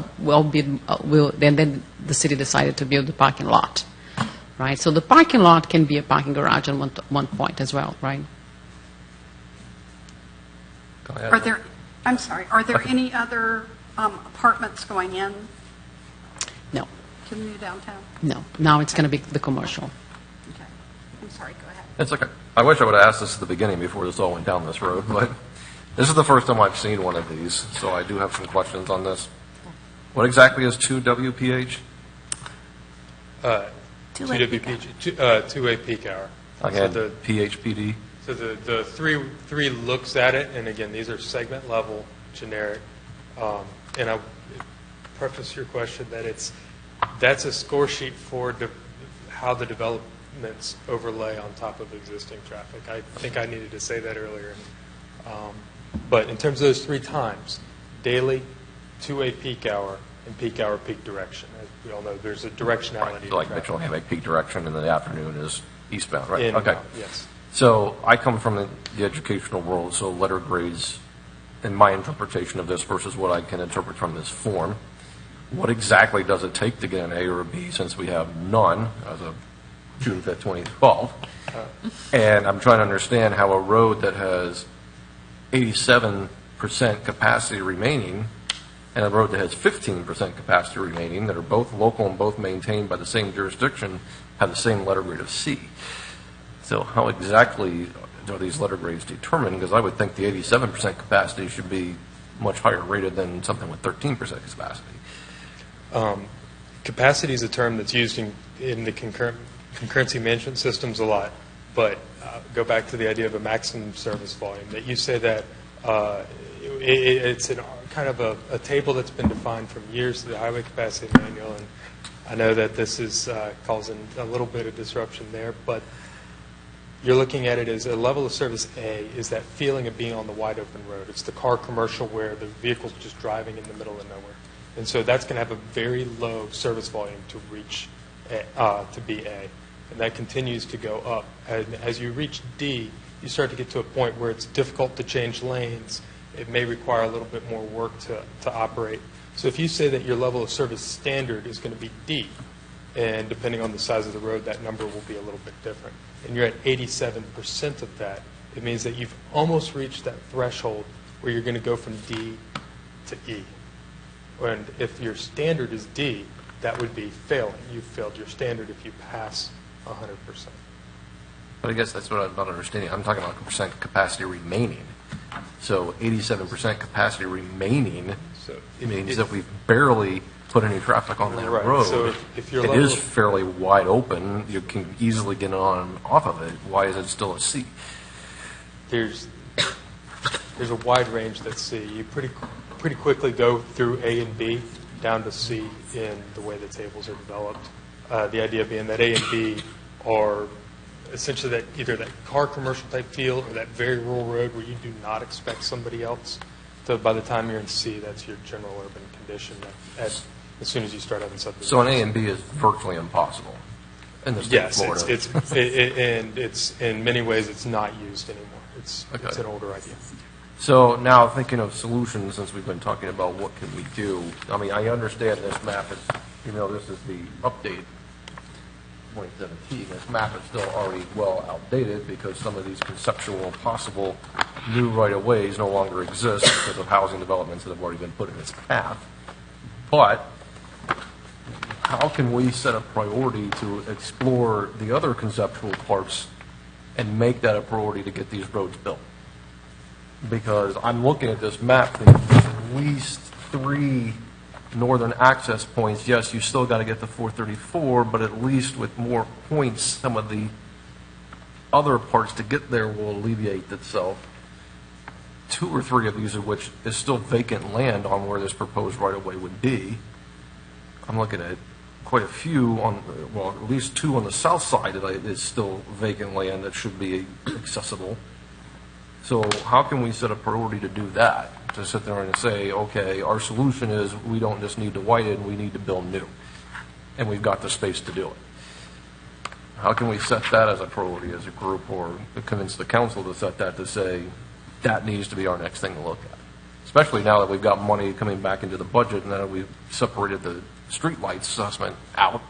We've got gas tax money coming back into the budget.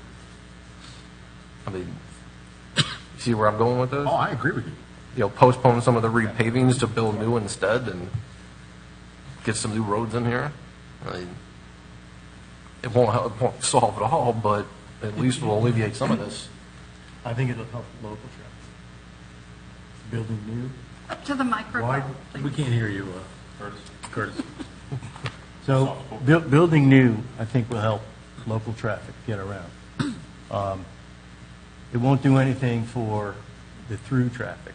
There's, you know what I mean? That'll still be there, which is a big burden on the roads already. So, but building new would definitely work for just us locals, escaping it. I mean, there's a Through couple, traffic. yeah, I mean, there's a couple places here that if you could connect on the south side out of Alafaya Woods into Chapman Road, which is such a short extension to do down there. I mean, I mean, you're talking about a third of a mile at most. You know, that would alleviate a lot of traffic going to Mitchell Hammock. You mean? Talking about Chapman to Lockwood? No, I'm just talking to Chapman at the back of Alafaya Woods and McKinnon and Gould. Tiny little piece right there. If you build that, the whole south end of Alafaya Woods no longer has to go to 434 North or Mitchell Hammock. It can get out the south side of Chapman and get out to UCF that way.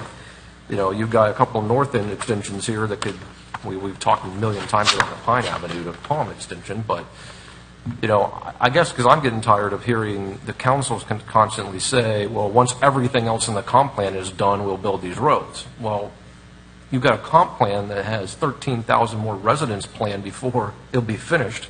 We'll never see these roads until it's too late because we'll have 13,000 more people on the roads. I mean, how can we shift the priority from to that, you know, to get to, we need to build the roads we need now, not 10 years from now when we build all these other houses up. I think these are questions more for Public Works, right? Because Public Works are the ones that deal with the capital improvement projects. I believe that these roads are development driven.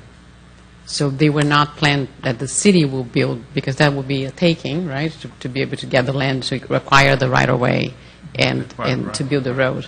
I think the plan is that it will be development driven. So when development comes, then we would ask for that. But the roads I'm talking about, there's no development going to go there.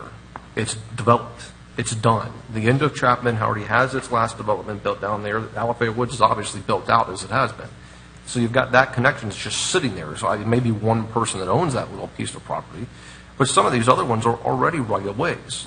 There's already a road existing on two sides. There's just a wall in between. Mm-hmm. You know, I mean, that's the Shangri-La is just already sitting there in a development on the other side. Yes, you have to go through the development, but it's already just sitting there. All there is a playground in its way.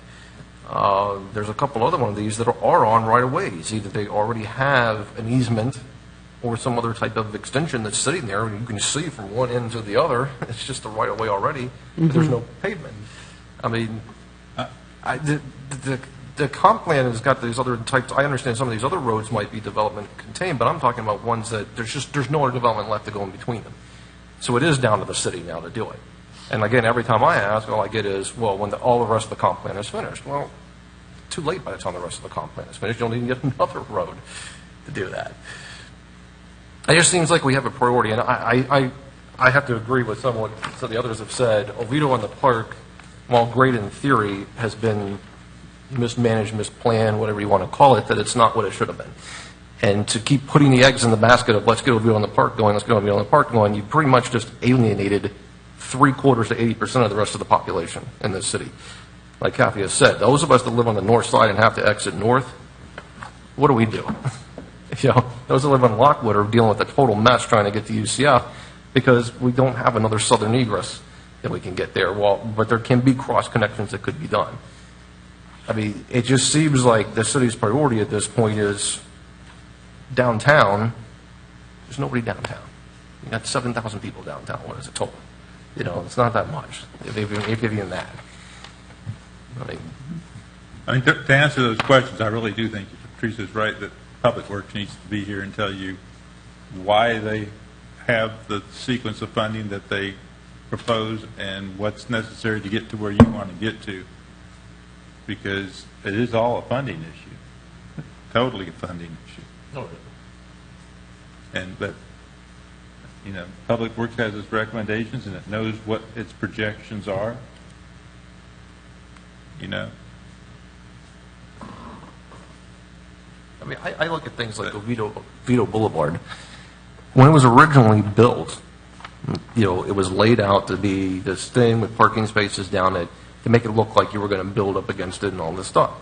But it's turned into a thoroughfare. I mean, it's practically an artery road now because the only way to get really from Mitchell Hammock up to Broadway is Oviedo Boulevard. It's the only road that's really left because Central's become a, clotted mess, and you can't get over to Lockwood if you're trying to go up and down Mitchell Hammock. And when the redesign downtown happens, that's where all the traffic is going to divert from the historic downtown. When that starts to get redeveloped, everything's going to come down Oviedo Boulevard. That road wasn't designed as a thoroughfare pass-through. But that's what it's going to be because the city has now planned it that way. But we keep just building on top of it. I mean, I've had to pass through there now because now I've relocated to the north end of the city to another part of Loch Charm, that I could go down Oviedo Boulevard almost every day or night, and it's like a slalom course through there because of all the parking of the apartments and everything else, and it's just like, and I keep hearing the argument, well, we don't want to turn Lake Jessup Avenue into a thoroughfare. Well, that's more set up than Oviedo Boulevard is at this point, because it's just at least a straight shot up and down, but we can't touch that, but we'll put everything on traffic on Oviedo Boulevard.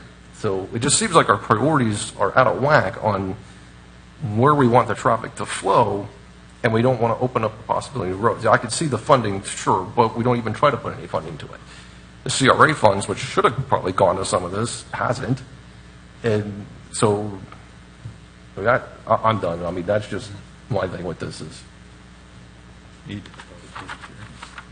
Sir, can I ask you, do you live in Oviedo? No, I do not. Okay.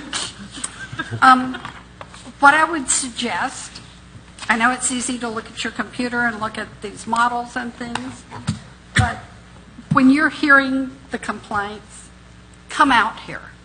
Drive through Oviedo from one end to the other during drive times and see the problems that we're talking about. It may look good on paper, but it's not working. From our role in this, the concurrency management system has a setup that we've helped support the city in continuing to maintain, but some of this, I think, would be more of a city decision about how it wants to continue this that type of function. So in terms of being able to drive it, I don't doubt the stories. I completely can believe that that's the feeling of driving out there, but the concurrency management spreadsheet as it sits is really a function of the rules designed to do concurrency management, which is obviously changing at a state level. So your role is just a consulting firm? Is that what you're saying? We are consultants to the city, but in terms of a concurrency management system, we wouldn't reinvent the way a concurrency management system is done. So maybe we should look for another consultant that would That- look I at don't it. think Well, that's something the city could choose to do, but we aren't in a role to tell the city to do a different system. Madam Chair? Mr. Wright? Sorry. So you understand, we don't have an opportunity to talk like this, so you've opened up multiple years of frustration. And I will tell the board, my personal opinion is that everything that we're talking about right now, or where we've gotten to at this point in the discussion, is, to me, out of my control of this board member. And I kind of what I was trying to drill down to was what I can control, as a board member, for the option, for the development orders that we see here, that we have approval rights, where we can, modify, deviate, disallow, deny, and stuff like that. And Lonnie, I will ask you this question. Like I said, we didn't really set up any ground rules. This is a presentation, but can I talk about specific projects that we've seen before? I wouldn't now. I wouldn't. Okay. But Well, I'm going to talk generically. That was what I needed to know. I don't want to be specific. There are concerns that I have when we look at a development, okay, where we are changing, especially in a redevelopment situation.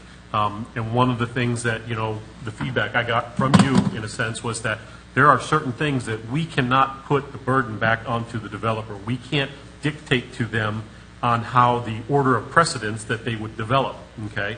The example I'm going to use is that we have a development that has a multi-parcel development going on, that they're redoing, and we don't force them or require them, at least in what my opinion was, is that there should have been an order dictated that the last thing that they can possibly put in, because it is the most costly to them from a development, is to make the connection. Let them do everything else inside the boundary, up to that point where the last thing that they can do then is make a connection for us, which basically handcuffs us. And like I said, my frustration, and it's not you, it's not HDR, it's not you, I understand what you guys do, so I don't have that opinion, is that I know that, as I mentioned, the intensity of a restaurant. You go to a book and you basically say a restaurant of this much square footage is going to have an anticipated daily trips at peak times that you use to basically approve or deny whether or not a development that comes into the city of Oviedo meets the concurrency or doesn't have a negative or positive impact. That's what you base it on. Okay. Now we know personally that different types of stores have a higher intensity. They are popular, and so those numbers, while they're generic and they're used for planning purposes, they don't necessarily work sometimes in the real world. And I think that's kind of where we see the frustration. So for me, again, where I was trying to drill down to is what can I control? And Lonnie, the question to you is like, what if we see something like that? As you said, for us, it's always the best thing we can do is go back to our charter. We can go back to our comp plan and identify specific things that we don't feel meets, and when we can use that as a basis of our denial or request. We don't always do that. That's the strongest argument that we could possibly have.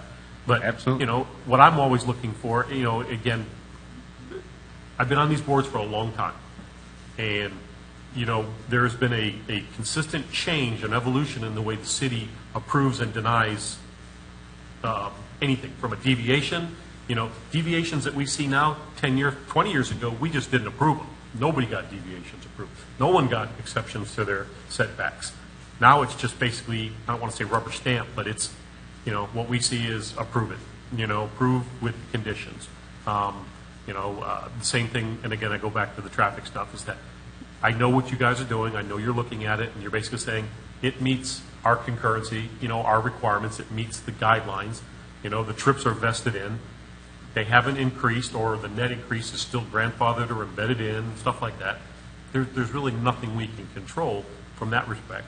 So I'm, again, just trying to find a way to see, because I felt like I was handcuffed the other night when I can't ask them to do something in a specific order, which I think, from a city's perspective, knowing that our roads are failing, that we should look at opportunities that there are certain conditions that we can put on there, starting at the engineering level, starting at the planning level, that it shouldn't be to us at this point that it's already been approved, it's already, the guy's ready just for his stamp and he goes to council and moves forward, that we can actually put something in there that could make a difference in the things that we approve here on this board. But we're not going to solve all the other stuff.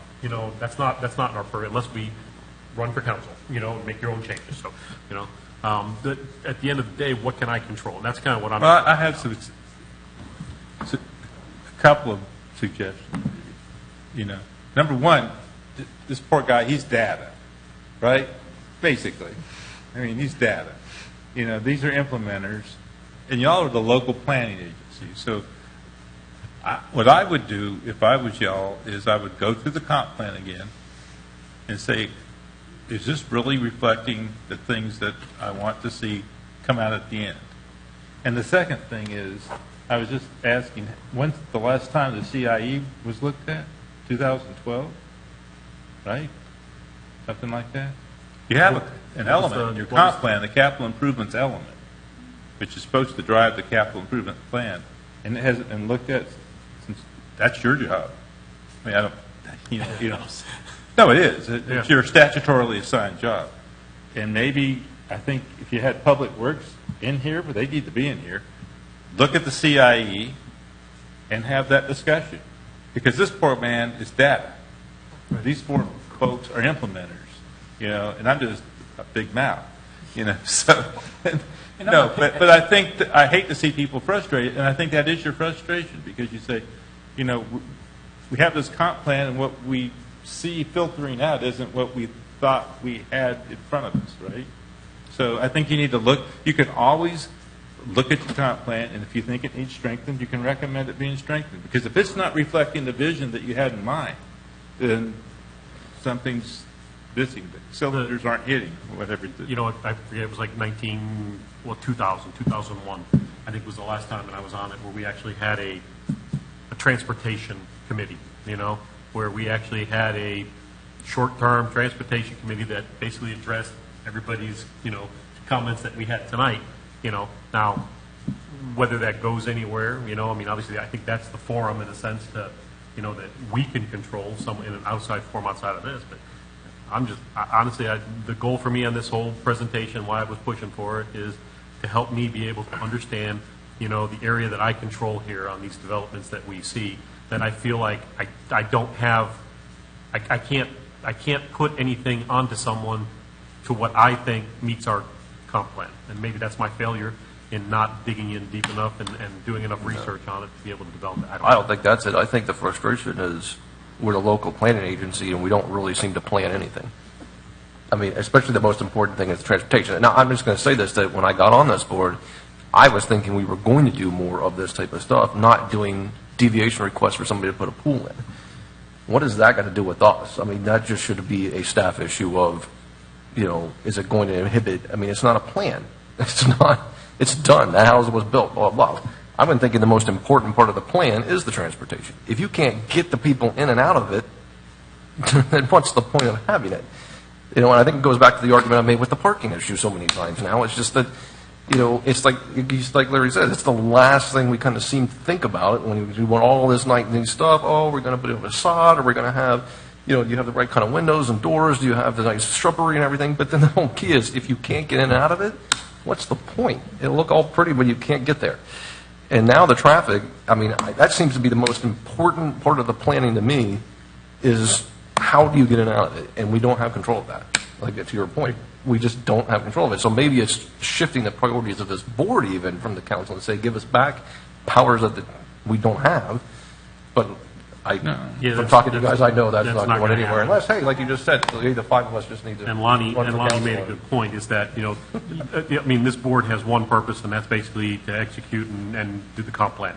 Anything else is ancillary. Not to execute. That's to develop. And this, to go to your point, the statute says that your responsibility is, and as I recall the exact words, the ongoing planning program of the city or jurisdiction. And that's sort of what you're frustrated with. You said, well, we sort of lagged behind in looking at transportation, right? As opposed to it being ongoing, right? I got it? Yeah. And so maybe you need to catch up.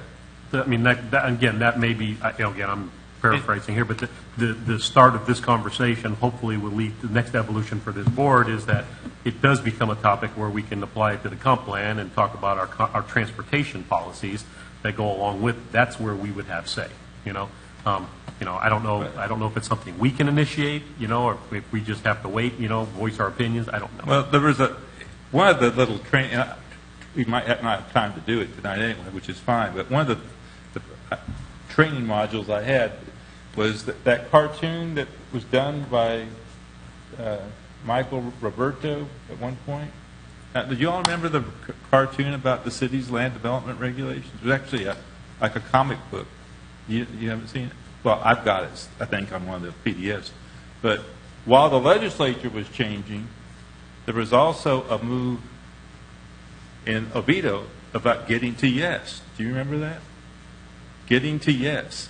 And this little comic book part, that the planning firm, Mike Roberto's firm, Wade Trim put together, was showing the city how they were going to change the land development code so that you would get to yes through deviations and through negotiations and no strict rules and all that.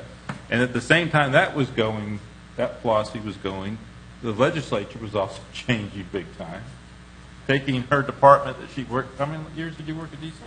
7 years, and saying there's no longer a department, you merged into DEO. And so all these things were going on. And I hate to say this, but local planning agencies sort of got, you know, you either had to really be zealous and stay, you know, we're the ongoing planning program, or you sort of got lost in the shuffle. And that's what you're feeling, I think. Have I got that right? That's part of it. I That's just, part of it. it just But- feels but like you- there's just, we don't have, You can go to the comp plan, and you can always, if the comp plan, if the comp plan doesn't provide you a reason to say no, then you got problems. Okay? If you think you should have said no, I'm not just saying to say no. If you think you should have said no, and the comp plan doesn't provide you the basis to say no, then you have a problem with your comp plan. So, Mr. Green, what it sounds like is that until there's a change in attitude in Tallahassee at the state level with concurrency, then we have very little we can do except put some teeth in our comp plan. And we can only go so far with that. The so far is important, that's right. The legislature also took some of each local government's ability away also. It just didn't say we're not going to mandate, we're not going to have DCA looking over your shoulder anymore, we're not going to have a state down planning program anymore.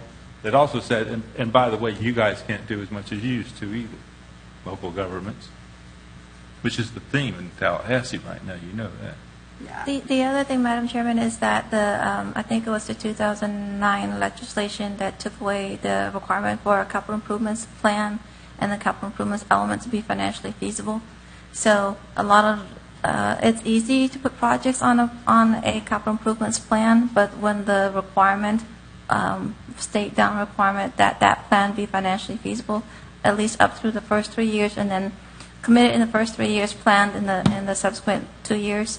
Local governments didn't. So we were putting in, or they were putting in projects that weren't funded. So now it's like we don't put in projects at all because why put in projects into a plan that's not funded? So the things that were in place with the legislation prior to the 2009 legislation was there to protect local governments. The pushback that we received at the DCA when I was there 2007 to 2003, 2011 was that the state was being too hard on development. I was part of the group that did the entitlements for the entire state of Florida, and there was literally millions and millions of square footage of entitlements and thousands of residential units that was just sitting on the books. But local governments still wanted either one, DCA needs to be the bad guys, bad cop, and say no, because they couldn't say no to developers themselves. Or they would say, well, we want the development, DCA, you just need to stay out of the way. So it's just one of those things where, and that was at the time when Mr. Pelham was there as secretary. He actually wrote the 1975 legislation, growth management legislation, and I had the honor and privilege of working under him. But that's what happened. So at this point, in order for this board to be able to look at the comp plan and see what it is we can change, is that something where we would best do it in a work session so we can look at the transportation aspect of it and see what it is that we're allowed to change to beef it up? Sure, but I think, and I don't mean to be like Professor Groot and assign you work, but I think you do your individual studies and then come to the work session and then say what you know, as opposed to addressing it corporately, address it individually first, and then come and say, here's where I think, individually think the comp plan is lacking or is perfect or whatever. That's your job. I mean, that's what I'm not sure I understand. That's what I'm not sure either, but anyway, that's what a local planning agency is supposed to do. And that's part of your frustration, I think. I'm not sure I understand. So I'm trying to perhaps, find that cartoon. yeah, I'm sorry, you can sit down. I'm sorry. Thank you. Thank you for your time, really. This is a firing squad. You were just the target. Yeah. Wouldn't take anything. I asked Matt to come because I knew he could handle it.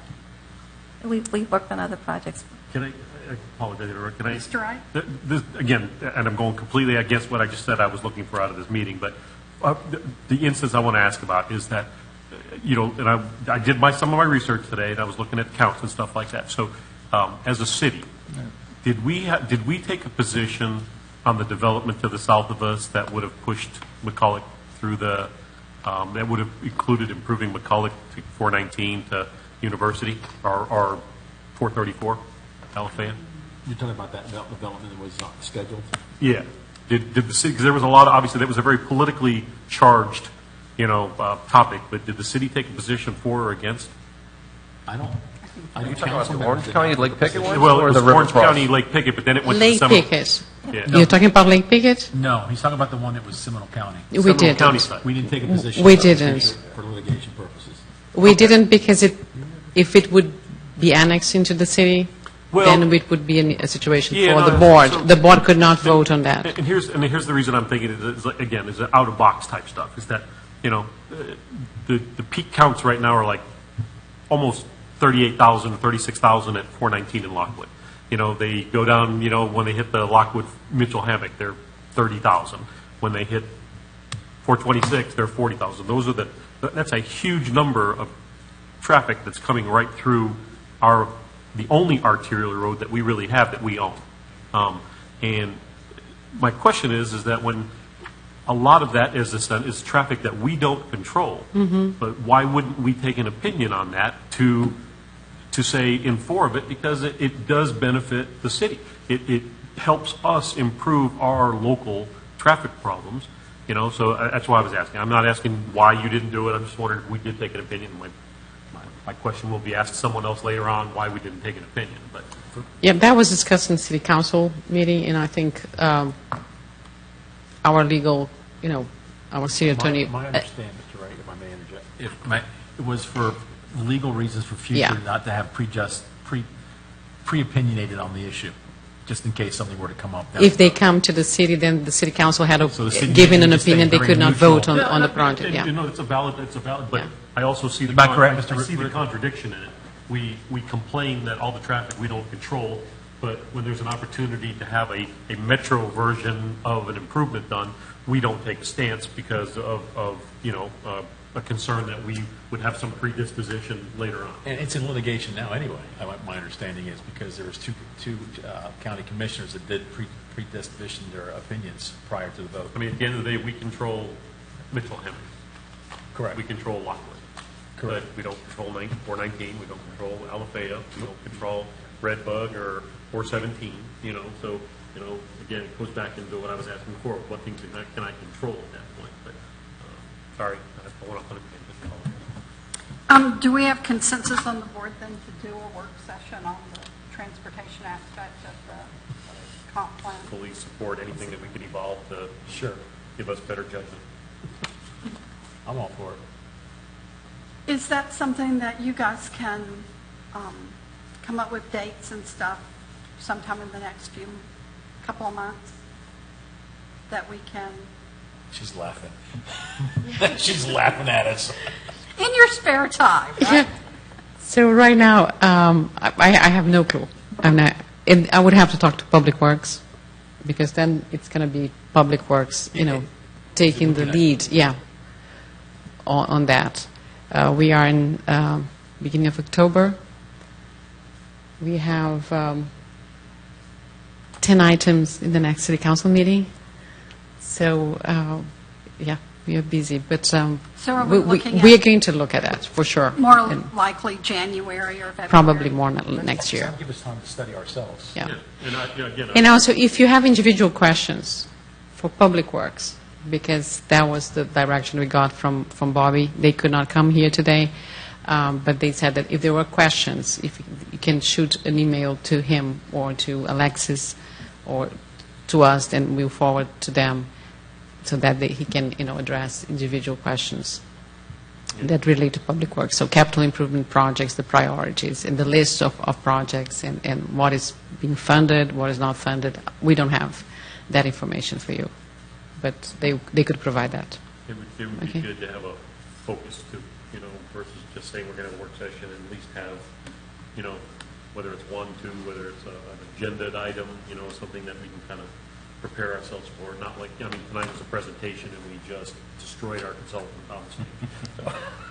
Well, no, because But, because we all hear it. We all hear it on a daily basis. And I feel bad for them that we all kind of unloaded on him. I really do. That wasn't intentional. It was mostly you there. Well, I agree. I'll take that. I am sorry. I'll be honest. But no, but it's an issue that, I mean, we hear it. I hear it. Mitten's heard it. I mean, everyone sitting on this board has heard about the traffic issues. You know, what's the city doing to make it better? And we don't have a legitimate answer to give them. Well, I think that's what I'm saying as a board, we can have a focus now on what we can do on our purvey to make something happen. I agree. Yeah. Okay, moving on. We got more? We do. Okay, why don't we take a 5-minute recess?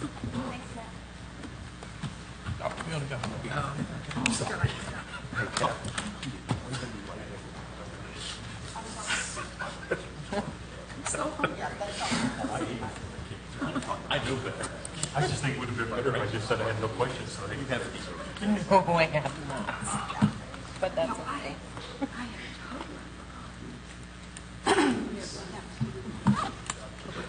And Lonnie wanted to show something.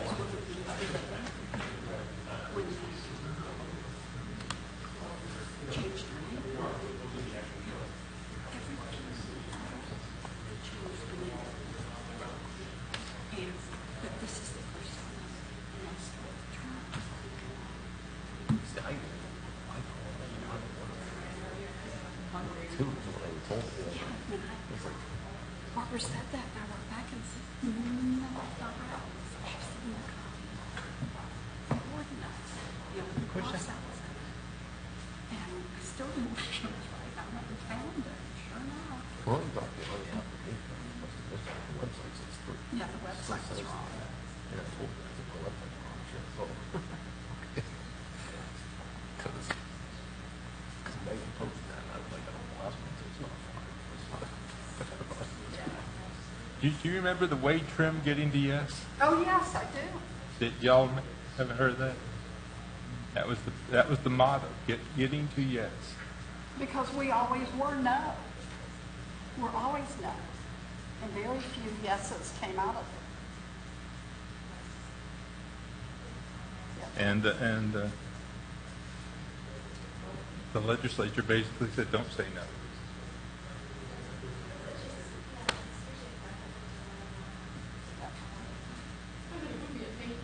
What? No, you can say no. You just have to have basis for it. Well, Didn't the code get rewritten a bunch of code?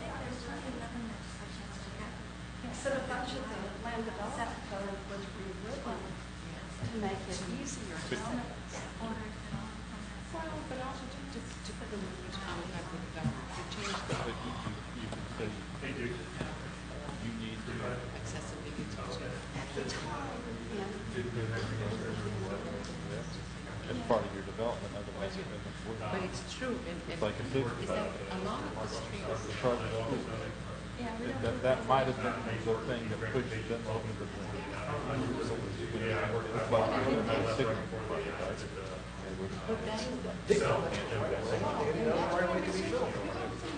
So you can do that. Now you said no, or you just said yes, but you have to do this. But you have to have a basis, either the technical basis or the comp plan, goal, objective. You say, why?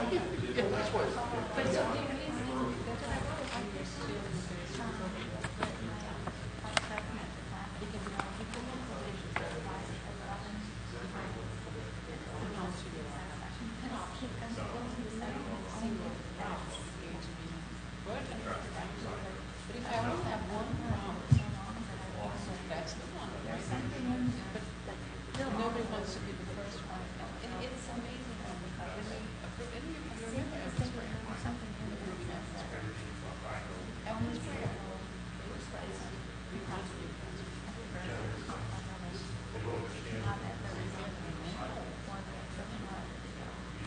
I come from a place where people who bag the city.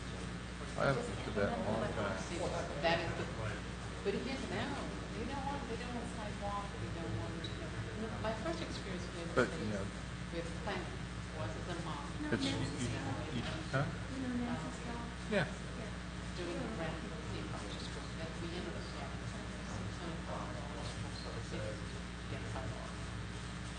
You can make yourself have you can internally make yourself have a master piece. That's just it, you have to do it yourself. But you have to do it yourself. I mean, it's easy. It's easy for me to be captured. I'll probably say very bad things about it, ignore, not true.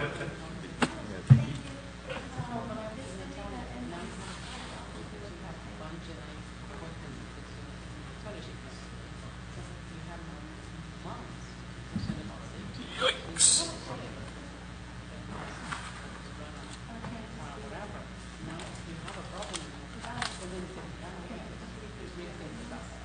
This is all documented, right? There were people asking, we have the money, so you're going to think that. But we still have that mentality that people don't want to. And we have to.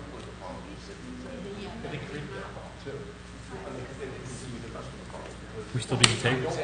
No way. We're still being taped? Make sure what I say. I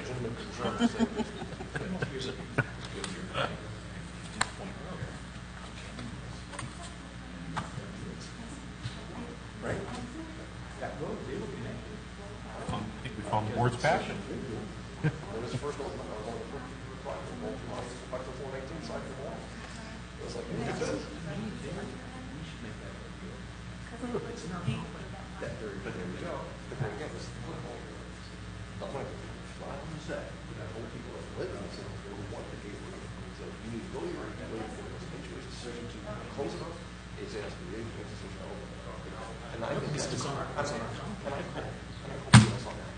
The city is in a domain of that road.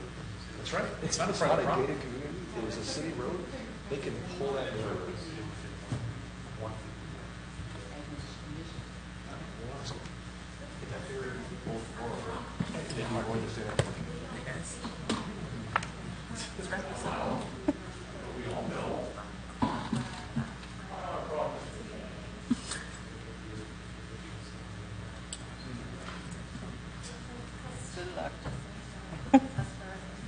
Darryl, you did everything but start claiming out that the fake consultants were generating fake news and fake numbers, basically.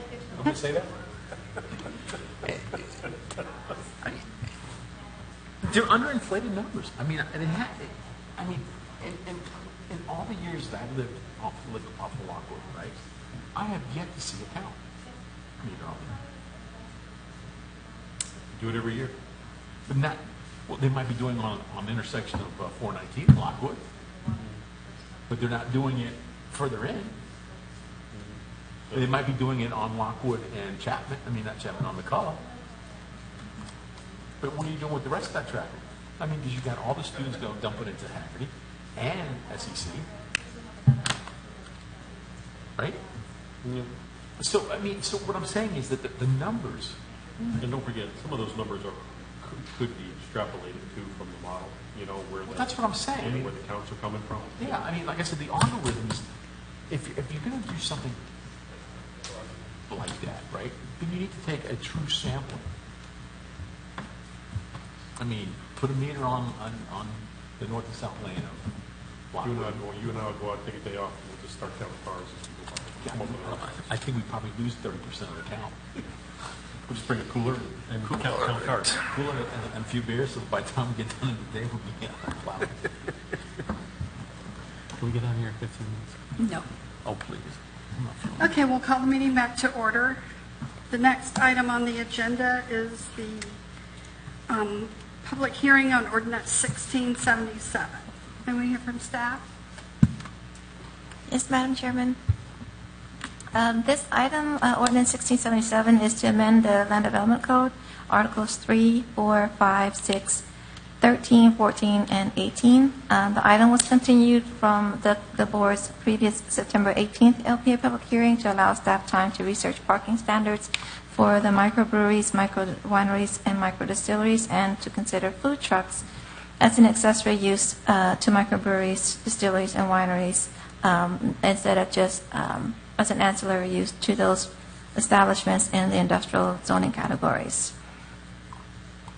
Staff has done the reviews, and we've modified the pertinent sections in Articles 4 and 6 to identify food trucks as an accessory use. To all the zoning districts where the microbreweries and micro wineries and micro distilleries are allowed. And then we also took some guidance from Orange County's parking standards for for that use. So with that, did you want me to go over everything again, or just, okay. That's good.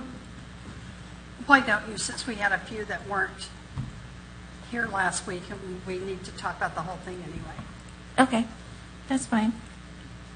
Okay, so the changes in Article 3, the Development Agreements article of the Land Development Code. The first one is dealing with special events permits to exempt city organized activities from having to obtain a special event permit. The second change is with respect to non-statutory subdivisions, to add the phrase antiquated subdivisions for those subdivisions that were in place or platted and existing prior to the city enacting our subdivision regulations in 1971, 72? I don't remember exactly. 72. We also put in some criteria in the lot splits or non-statutory subdivision regulations to require that new lot splits still maintain access. So each new lot created through a lot split would have to have access to a road, right-of-way, public or private. The next item is the lot aggregation or reconfiguration, essentially the same concept that there can be lot aggregations or reconfigurations that do not increase any nonconformities, but that do decrease existing nonconformities, and to allow those applications to come in through if they're in an antiquated subdivision without having to do a replat. In the zoning zoning districts and regulations section, Article 4, there were changes to Section 4.2. The way the code is now, there are 2 zoning districts that are not described in the description of the different types of residential categories. So as we were looking at that, we felt the need to change the title of the different zoning districts instead of by typology, whether it's single-family, duplex, two-family, multifamily. We changed it to just have the zoning districts as the titles. And that was at the suggestion of the city manager. With the change to, as we were looking at the residential districts, we also looked at adding townhomes to, let me see, townhomes in the R1B, R1BB, R2, and R3 zoning districts. We also modified the types of senior care facilities, adult care, and assisted living facility care using the updates from statutes and changes in definitions from some of the state agencies, such as the Department of Elder Affairs, to update our definitions. And we also removed the nursing home definition and the group home definition, since our new categories essentially covered all the different types of facility needs for our senior and elderly populations. Part of the change to Section 4.10 included coming up with the microbreweries, microdistilleries, and microwineries, and artisan food. Please note that the microbreweries, wineries, and distilleries are already a zoning in progress through City Council. So this code change essentially codifies the council's decision to as a zoning in progress. These the microbreweries, distilleries, and wineries, as well as the artisan food production land use activities, are permitted in the C2, the I1, Industrial 1, and Industrial 2, historic downtown core, historic downtown perimeter, city hall retail, mixed-use downtown village core, and the new downtown districts by right, and in the office commercial zoning district by special exception. And then we have some accompanying, as I'll go into detail in a moment, some accompanying changes to Article 5, specifically Section 5.6, which deals with alcoholic beverages. Another change in Article 4 was to allow personal storage mini warehouse facilities in the OC and C1 zoning districts as a special exception use order, similar to that type of use in the C2, which is currently allowed through a special exception use order approved by council. The last change that we made in Section 4.10 was dealing with kennel uses and animal care services. Right now, the way the code is written, we just have kennel animal services and kennel uses and veterinary with kennel, veterinary without kennel. We don't really have a classification for pet care. So using the definition and the guidelines from the NASICS, North American Industry Standard, we have a definition for pet care services, and we also specifically called out pet care as its own land use category in the Table 4.1. We also eliminated the prohibition for by removing the superscript 3 under animal services in the table. We eliminated the prohibition of pet care services in shopping centers. We do have several shopping centers that do have a pet grooming, pet salon business in them. So that was the last change in in Section 4.10, Table 4.1. Under Section 4.11, prohibit uses and specific exclusions, subsection A was modified to specifically call out standalone bars and cocktail lounges that offer alcoholic beverages for consumption as being prohibited. And accompanying that change, we also added a definition for what constitutes a cocktail lounge or a bar. Going into Section 4.12, there is a minimum lot use regulations table that accompanies Table 4.1, and in that we added a footnote to that table to refer to the standards for lot dimensions and lot sizes in the existing Article 8 for townhomes. The last change in Article 4 is in Section 4.15 relative to accessory structures, clarifying the dimensions of boat docks and then prohibiting the use of the deck, or prohibiting applicants from having a flat roof deck and or a flat roof boat dock and having a deck for activities or outdoor activities, dining, entertainment, parties, or whatnot on top of the boat dock. We clarified or kept the language in there that it had to be a certain rise run in the pitch of the roof. Under Article 5, Supplementary Use Regulation, the changes are relative to Section 5.6, Alcoholic Beverages. We added the state alcoholic beverages license. Previously we had the license types in there, but it was simpler to just create a table. And I apologize for the members that aren't here, that weren't here last time. At the last meeting, I had sent out I had provided that handout. The table that was in that handout previously has now been actually embedded and incorporated into the ordinance. So there's subsections in Section 5.6 that has the different classes of alcoholic beverage sales and consumptions and whatnot. So we just simplified the different class types and their distances and their locations into just one table. We still have the 5 class types, but the main change is that we separated Class 3 into a Class 3A and a Class 3B. Class 3A is to allow for the micro wineries and breweries and distilleries for both by package sale for off-premise consumption, as well as for buy-to-drink on-premise consumption associated with tasting rooms and whatnot for a distillery. The other change to Section 5.6 is that because the city, the way the code is written now, it says that an applicant will apply for an alcoholic beverage certificate with the city. The actual way we do business is that the city doesn't actually issue a certificate. We just verify the zoning that comes from the state, the Alcoholic Tobacco Firearms Bureau. And so we modified the language so that it reads the establishments and uses and businesses as opposed to a certificate.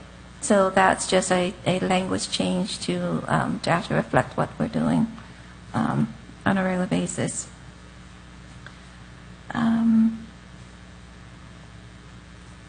Section 5.6F was modified to clarify that the incidental sale and consumption of alcoholic beverages may be permitted. So wine and what this change does is it allows for the on-premise wine and beer consumption for those businesses and establishments that fall within the Class 3 that are incidental uses to such principal uses as recreation, entertainment, amusement, personal services such as cosmetology, nail salons, hair salons, and whatnot, and some limited retail uses, including restaurants, at the review and decision of the land use administrator. And classes 4 and 5 still are required to be restaurants with seating for 45 patrons or more. We made similar changes as I described in Article 4 and Article 5 to the relevant sections of Article 6, specifically 6.2, to add the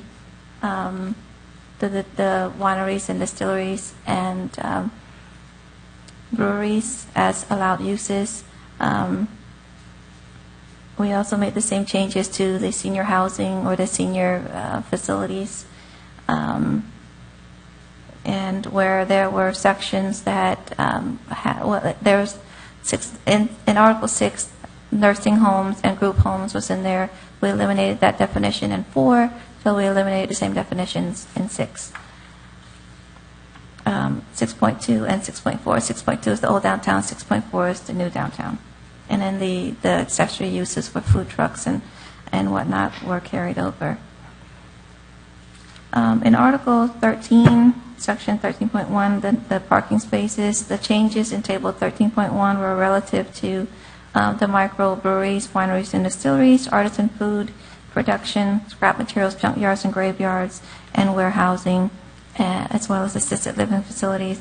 As you'll see in the updated ordinance that we pull the language from or a modified language from Orange County, where we took into consideration the board's concern about calculating square footage, calculating parking based on square footage as well as patron use area. In Article 14, signs, that changes to exempt commemorative plaques from the requirement to get a sign permit, and we added that definition into Article 18 under basic definitions, and they're basically historic markers or historic signs, some type of plaque that denotes a historic person, historic place, or historic event, as well as historic trails. And then the basic definitions changes. There were new definitions: the antiquated subdivision, artisan food production, bar and cocktail lounges, boat house, boat terminal, commemorative plaques, community residential home. In that definition, there by the definition from the statutes, there is a distinction that if it's less than 6 units, then the city has to view it as a residential use. If it's more than 6 or 7 or more, then it's a commercial use. And so we put that definition into there. Microbreweries, distilleries, and wineries, as well as pet care services. The definitions that were modified are the ones dealing with accessory structure. The main change there is we removed the word customarily, because accessory is, it's kind of implicitly implied. The definition for adult congregate care facility, assisted care living facilities were modified to be more in line with statutes. The definition for boat docks was changed to add, again, the clarification on the use of the top of the boat dock. Convenience stores, type 1, type 2, that definition was changed because it actually has square footage there.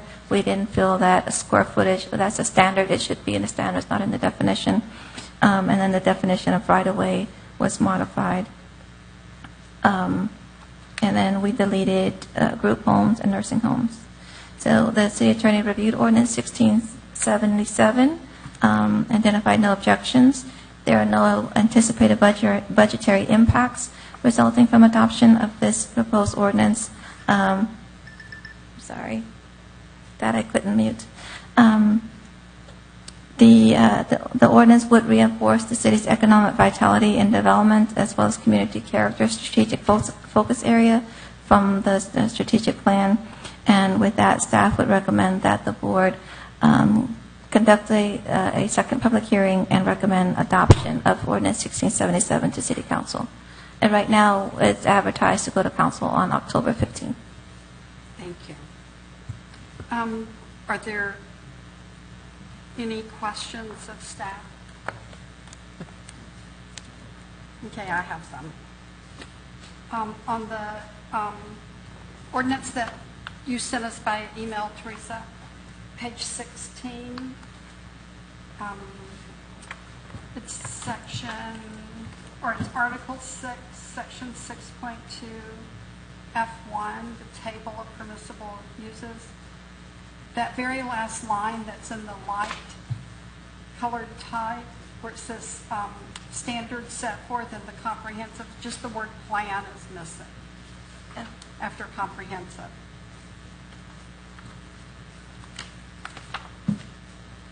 And if you go on over to page 22 and 23, on page 22, the last paragraph where it says accessory uses,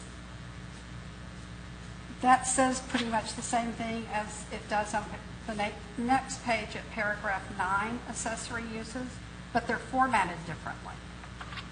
And it looks, the way they're numbered, I think the one on page 22 is an error.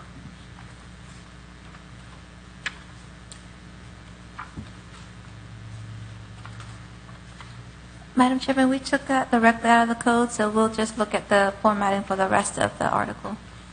Okay, look at those two. And then my biggest thing is back to the parking.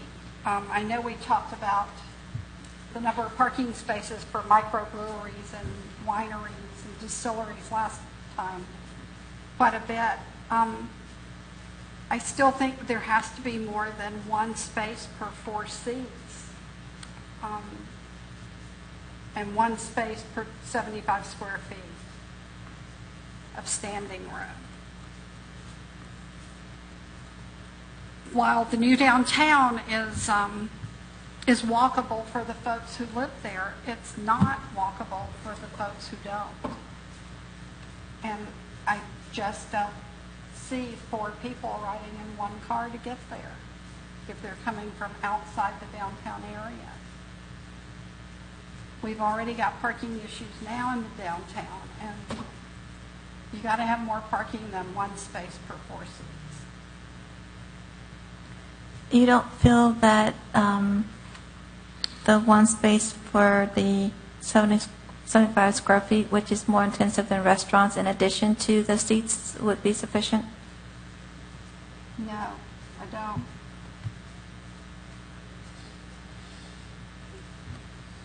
I think it ought to be at least 1.5, if not 2 spaces.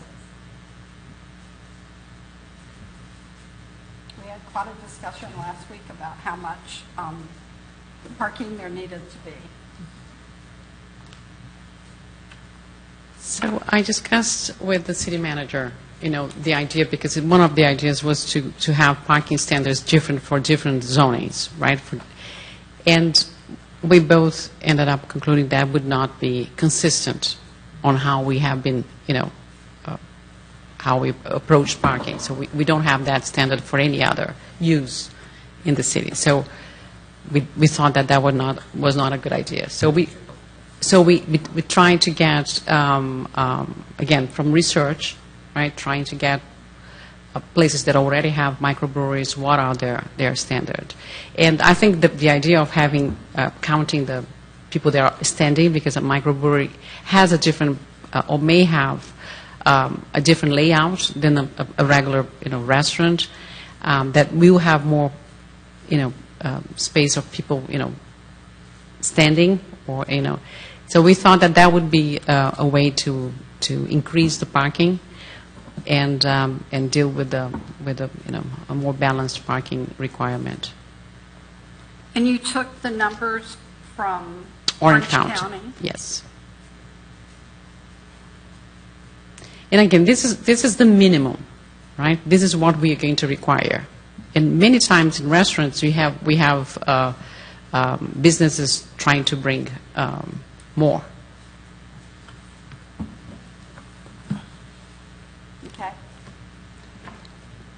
That's all the questions I had about it. Does anyone else have any questions of staff?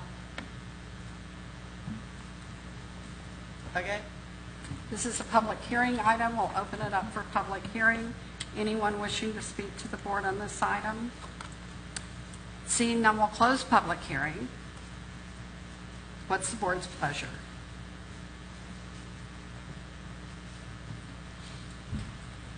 Madam Chair, I make a motion to approve ordinance 1677 as amended.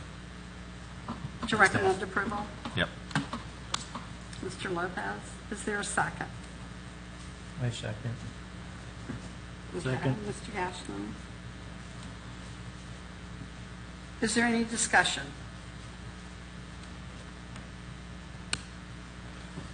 I would just like to comment that, we had a good discussion, I thought, about this the last time. So, I would like to thank staff for taking what we did suggest and going back and looking at this, because I'm sure, the work you put into it to begin with, to then have to go back and do more in that 2-week period to get it to where we are today. I was one of the other vocal persons about the parking. I still have overall issues with our whole parking team together, but I can live with these changes as they've been presented to us. It's not perfect, but I think it's better than what we had last time. So I think that the changes were positive, and like I said, I just appreciate the staff going back and doing that on our wishes. Okay, is there any other discussion? Seeing none, we'll call the vote. All those in favor say aye. Aye. Opposed? Motion carries. We did not have public comment earlier. We'll open it up for public comment at this time. Seeing none, we'll close public comment. Mr. Groot, considering the late hour, do you want to? Won't hurt my feelings in the least. We can defer it till next time. Then we'll move you to our next meeting. One item that's not on here, I was unaware until Mr. Minton and Barbara, the city clerk, brought it to my attention, is that when the city council changed the name of this board to the local planning agency, they also changed terms. The boards that have come before this one, we've always had 3-year terms, and now we have 2-year terms. And 5 of us are up at the end of this year. It's been nice working with y'all. I'm not sure if he's implying that he's leaving or the other 4 of us are all gone. I think all but, I have another year. yes. Yeah, and Kurt's new. So the rest of us are all up at the end of the year. So I say that if you want to be reappointed, you need to get your letter to Barbara sooner rather than later.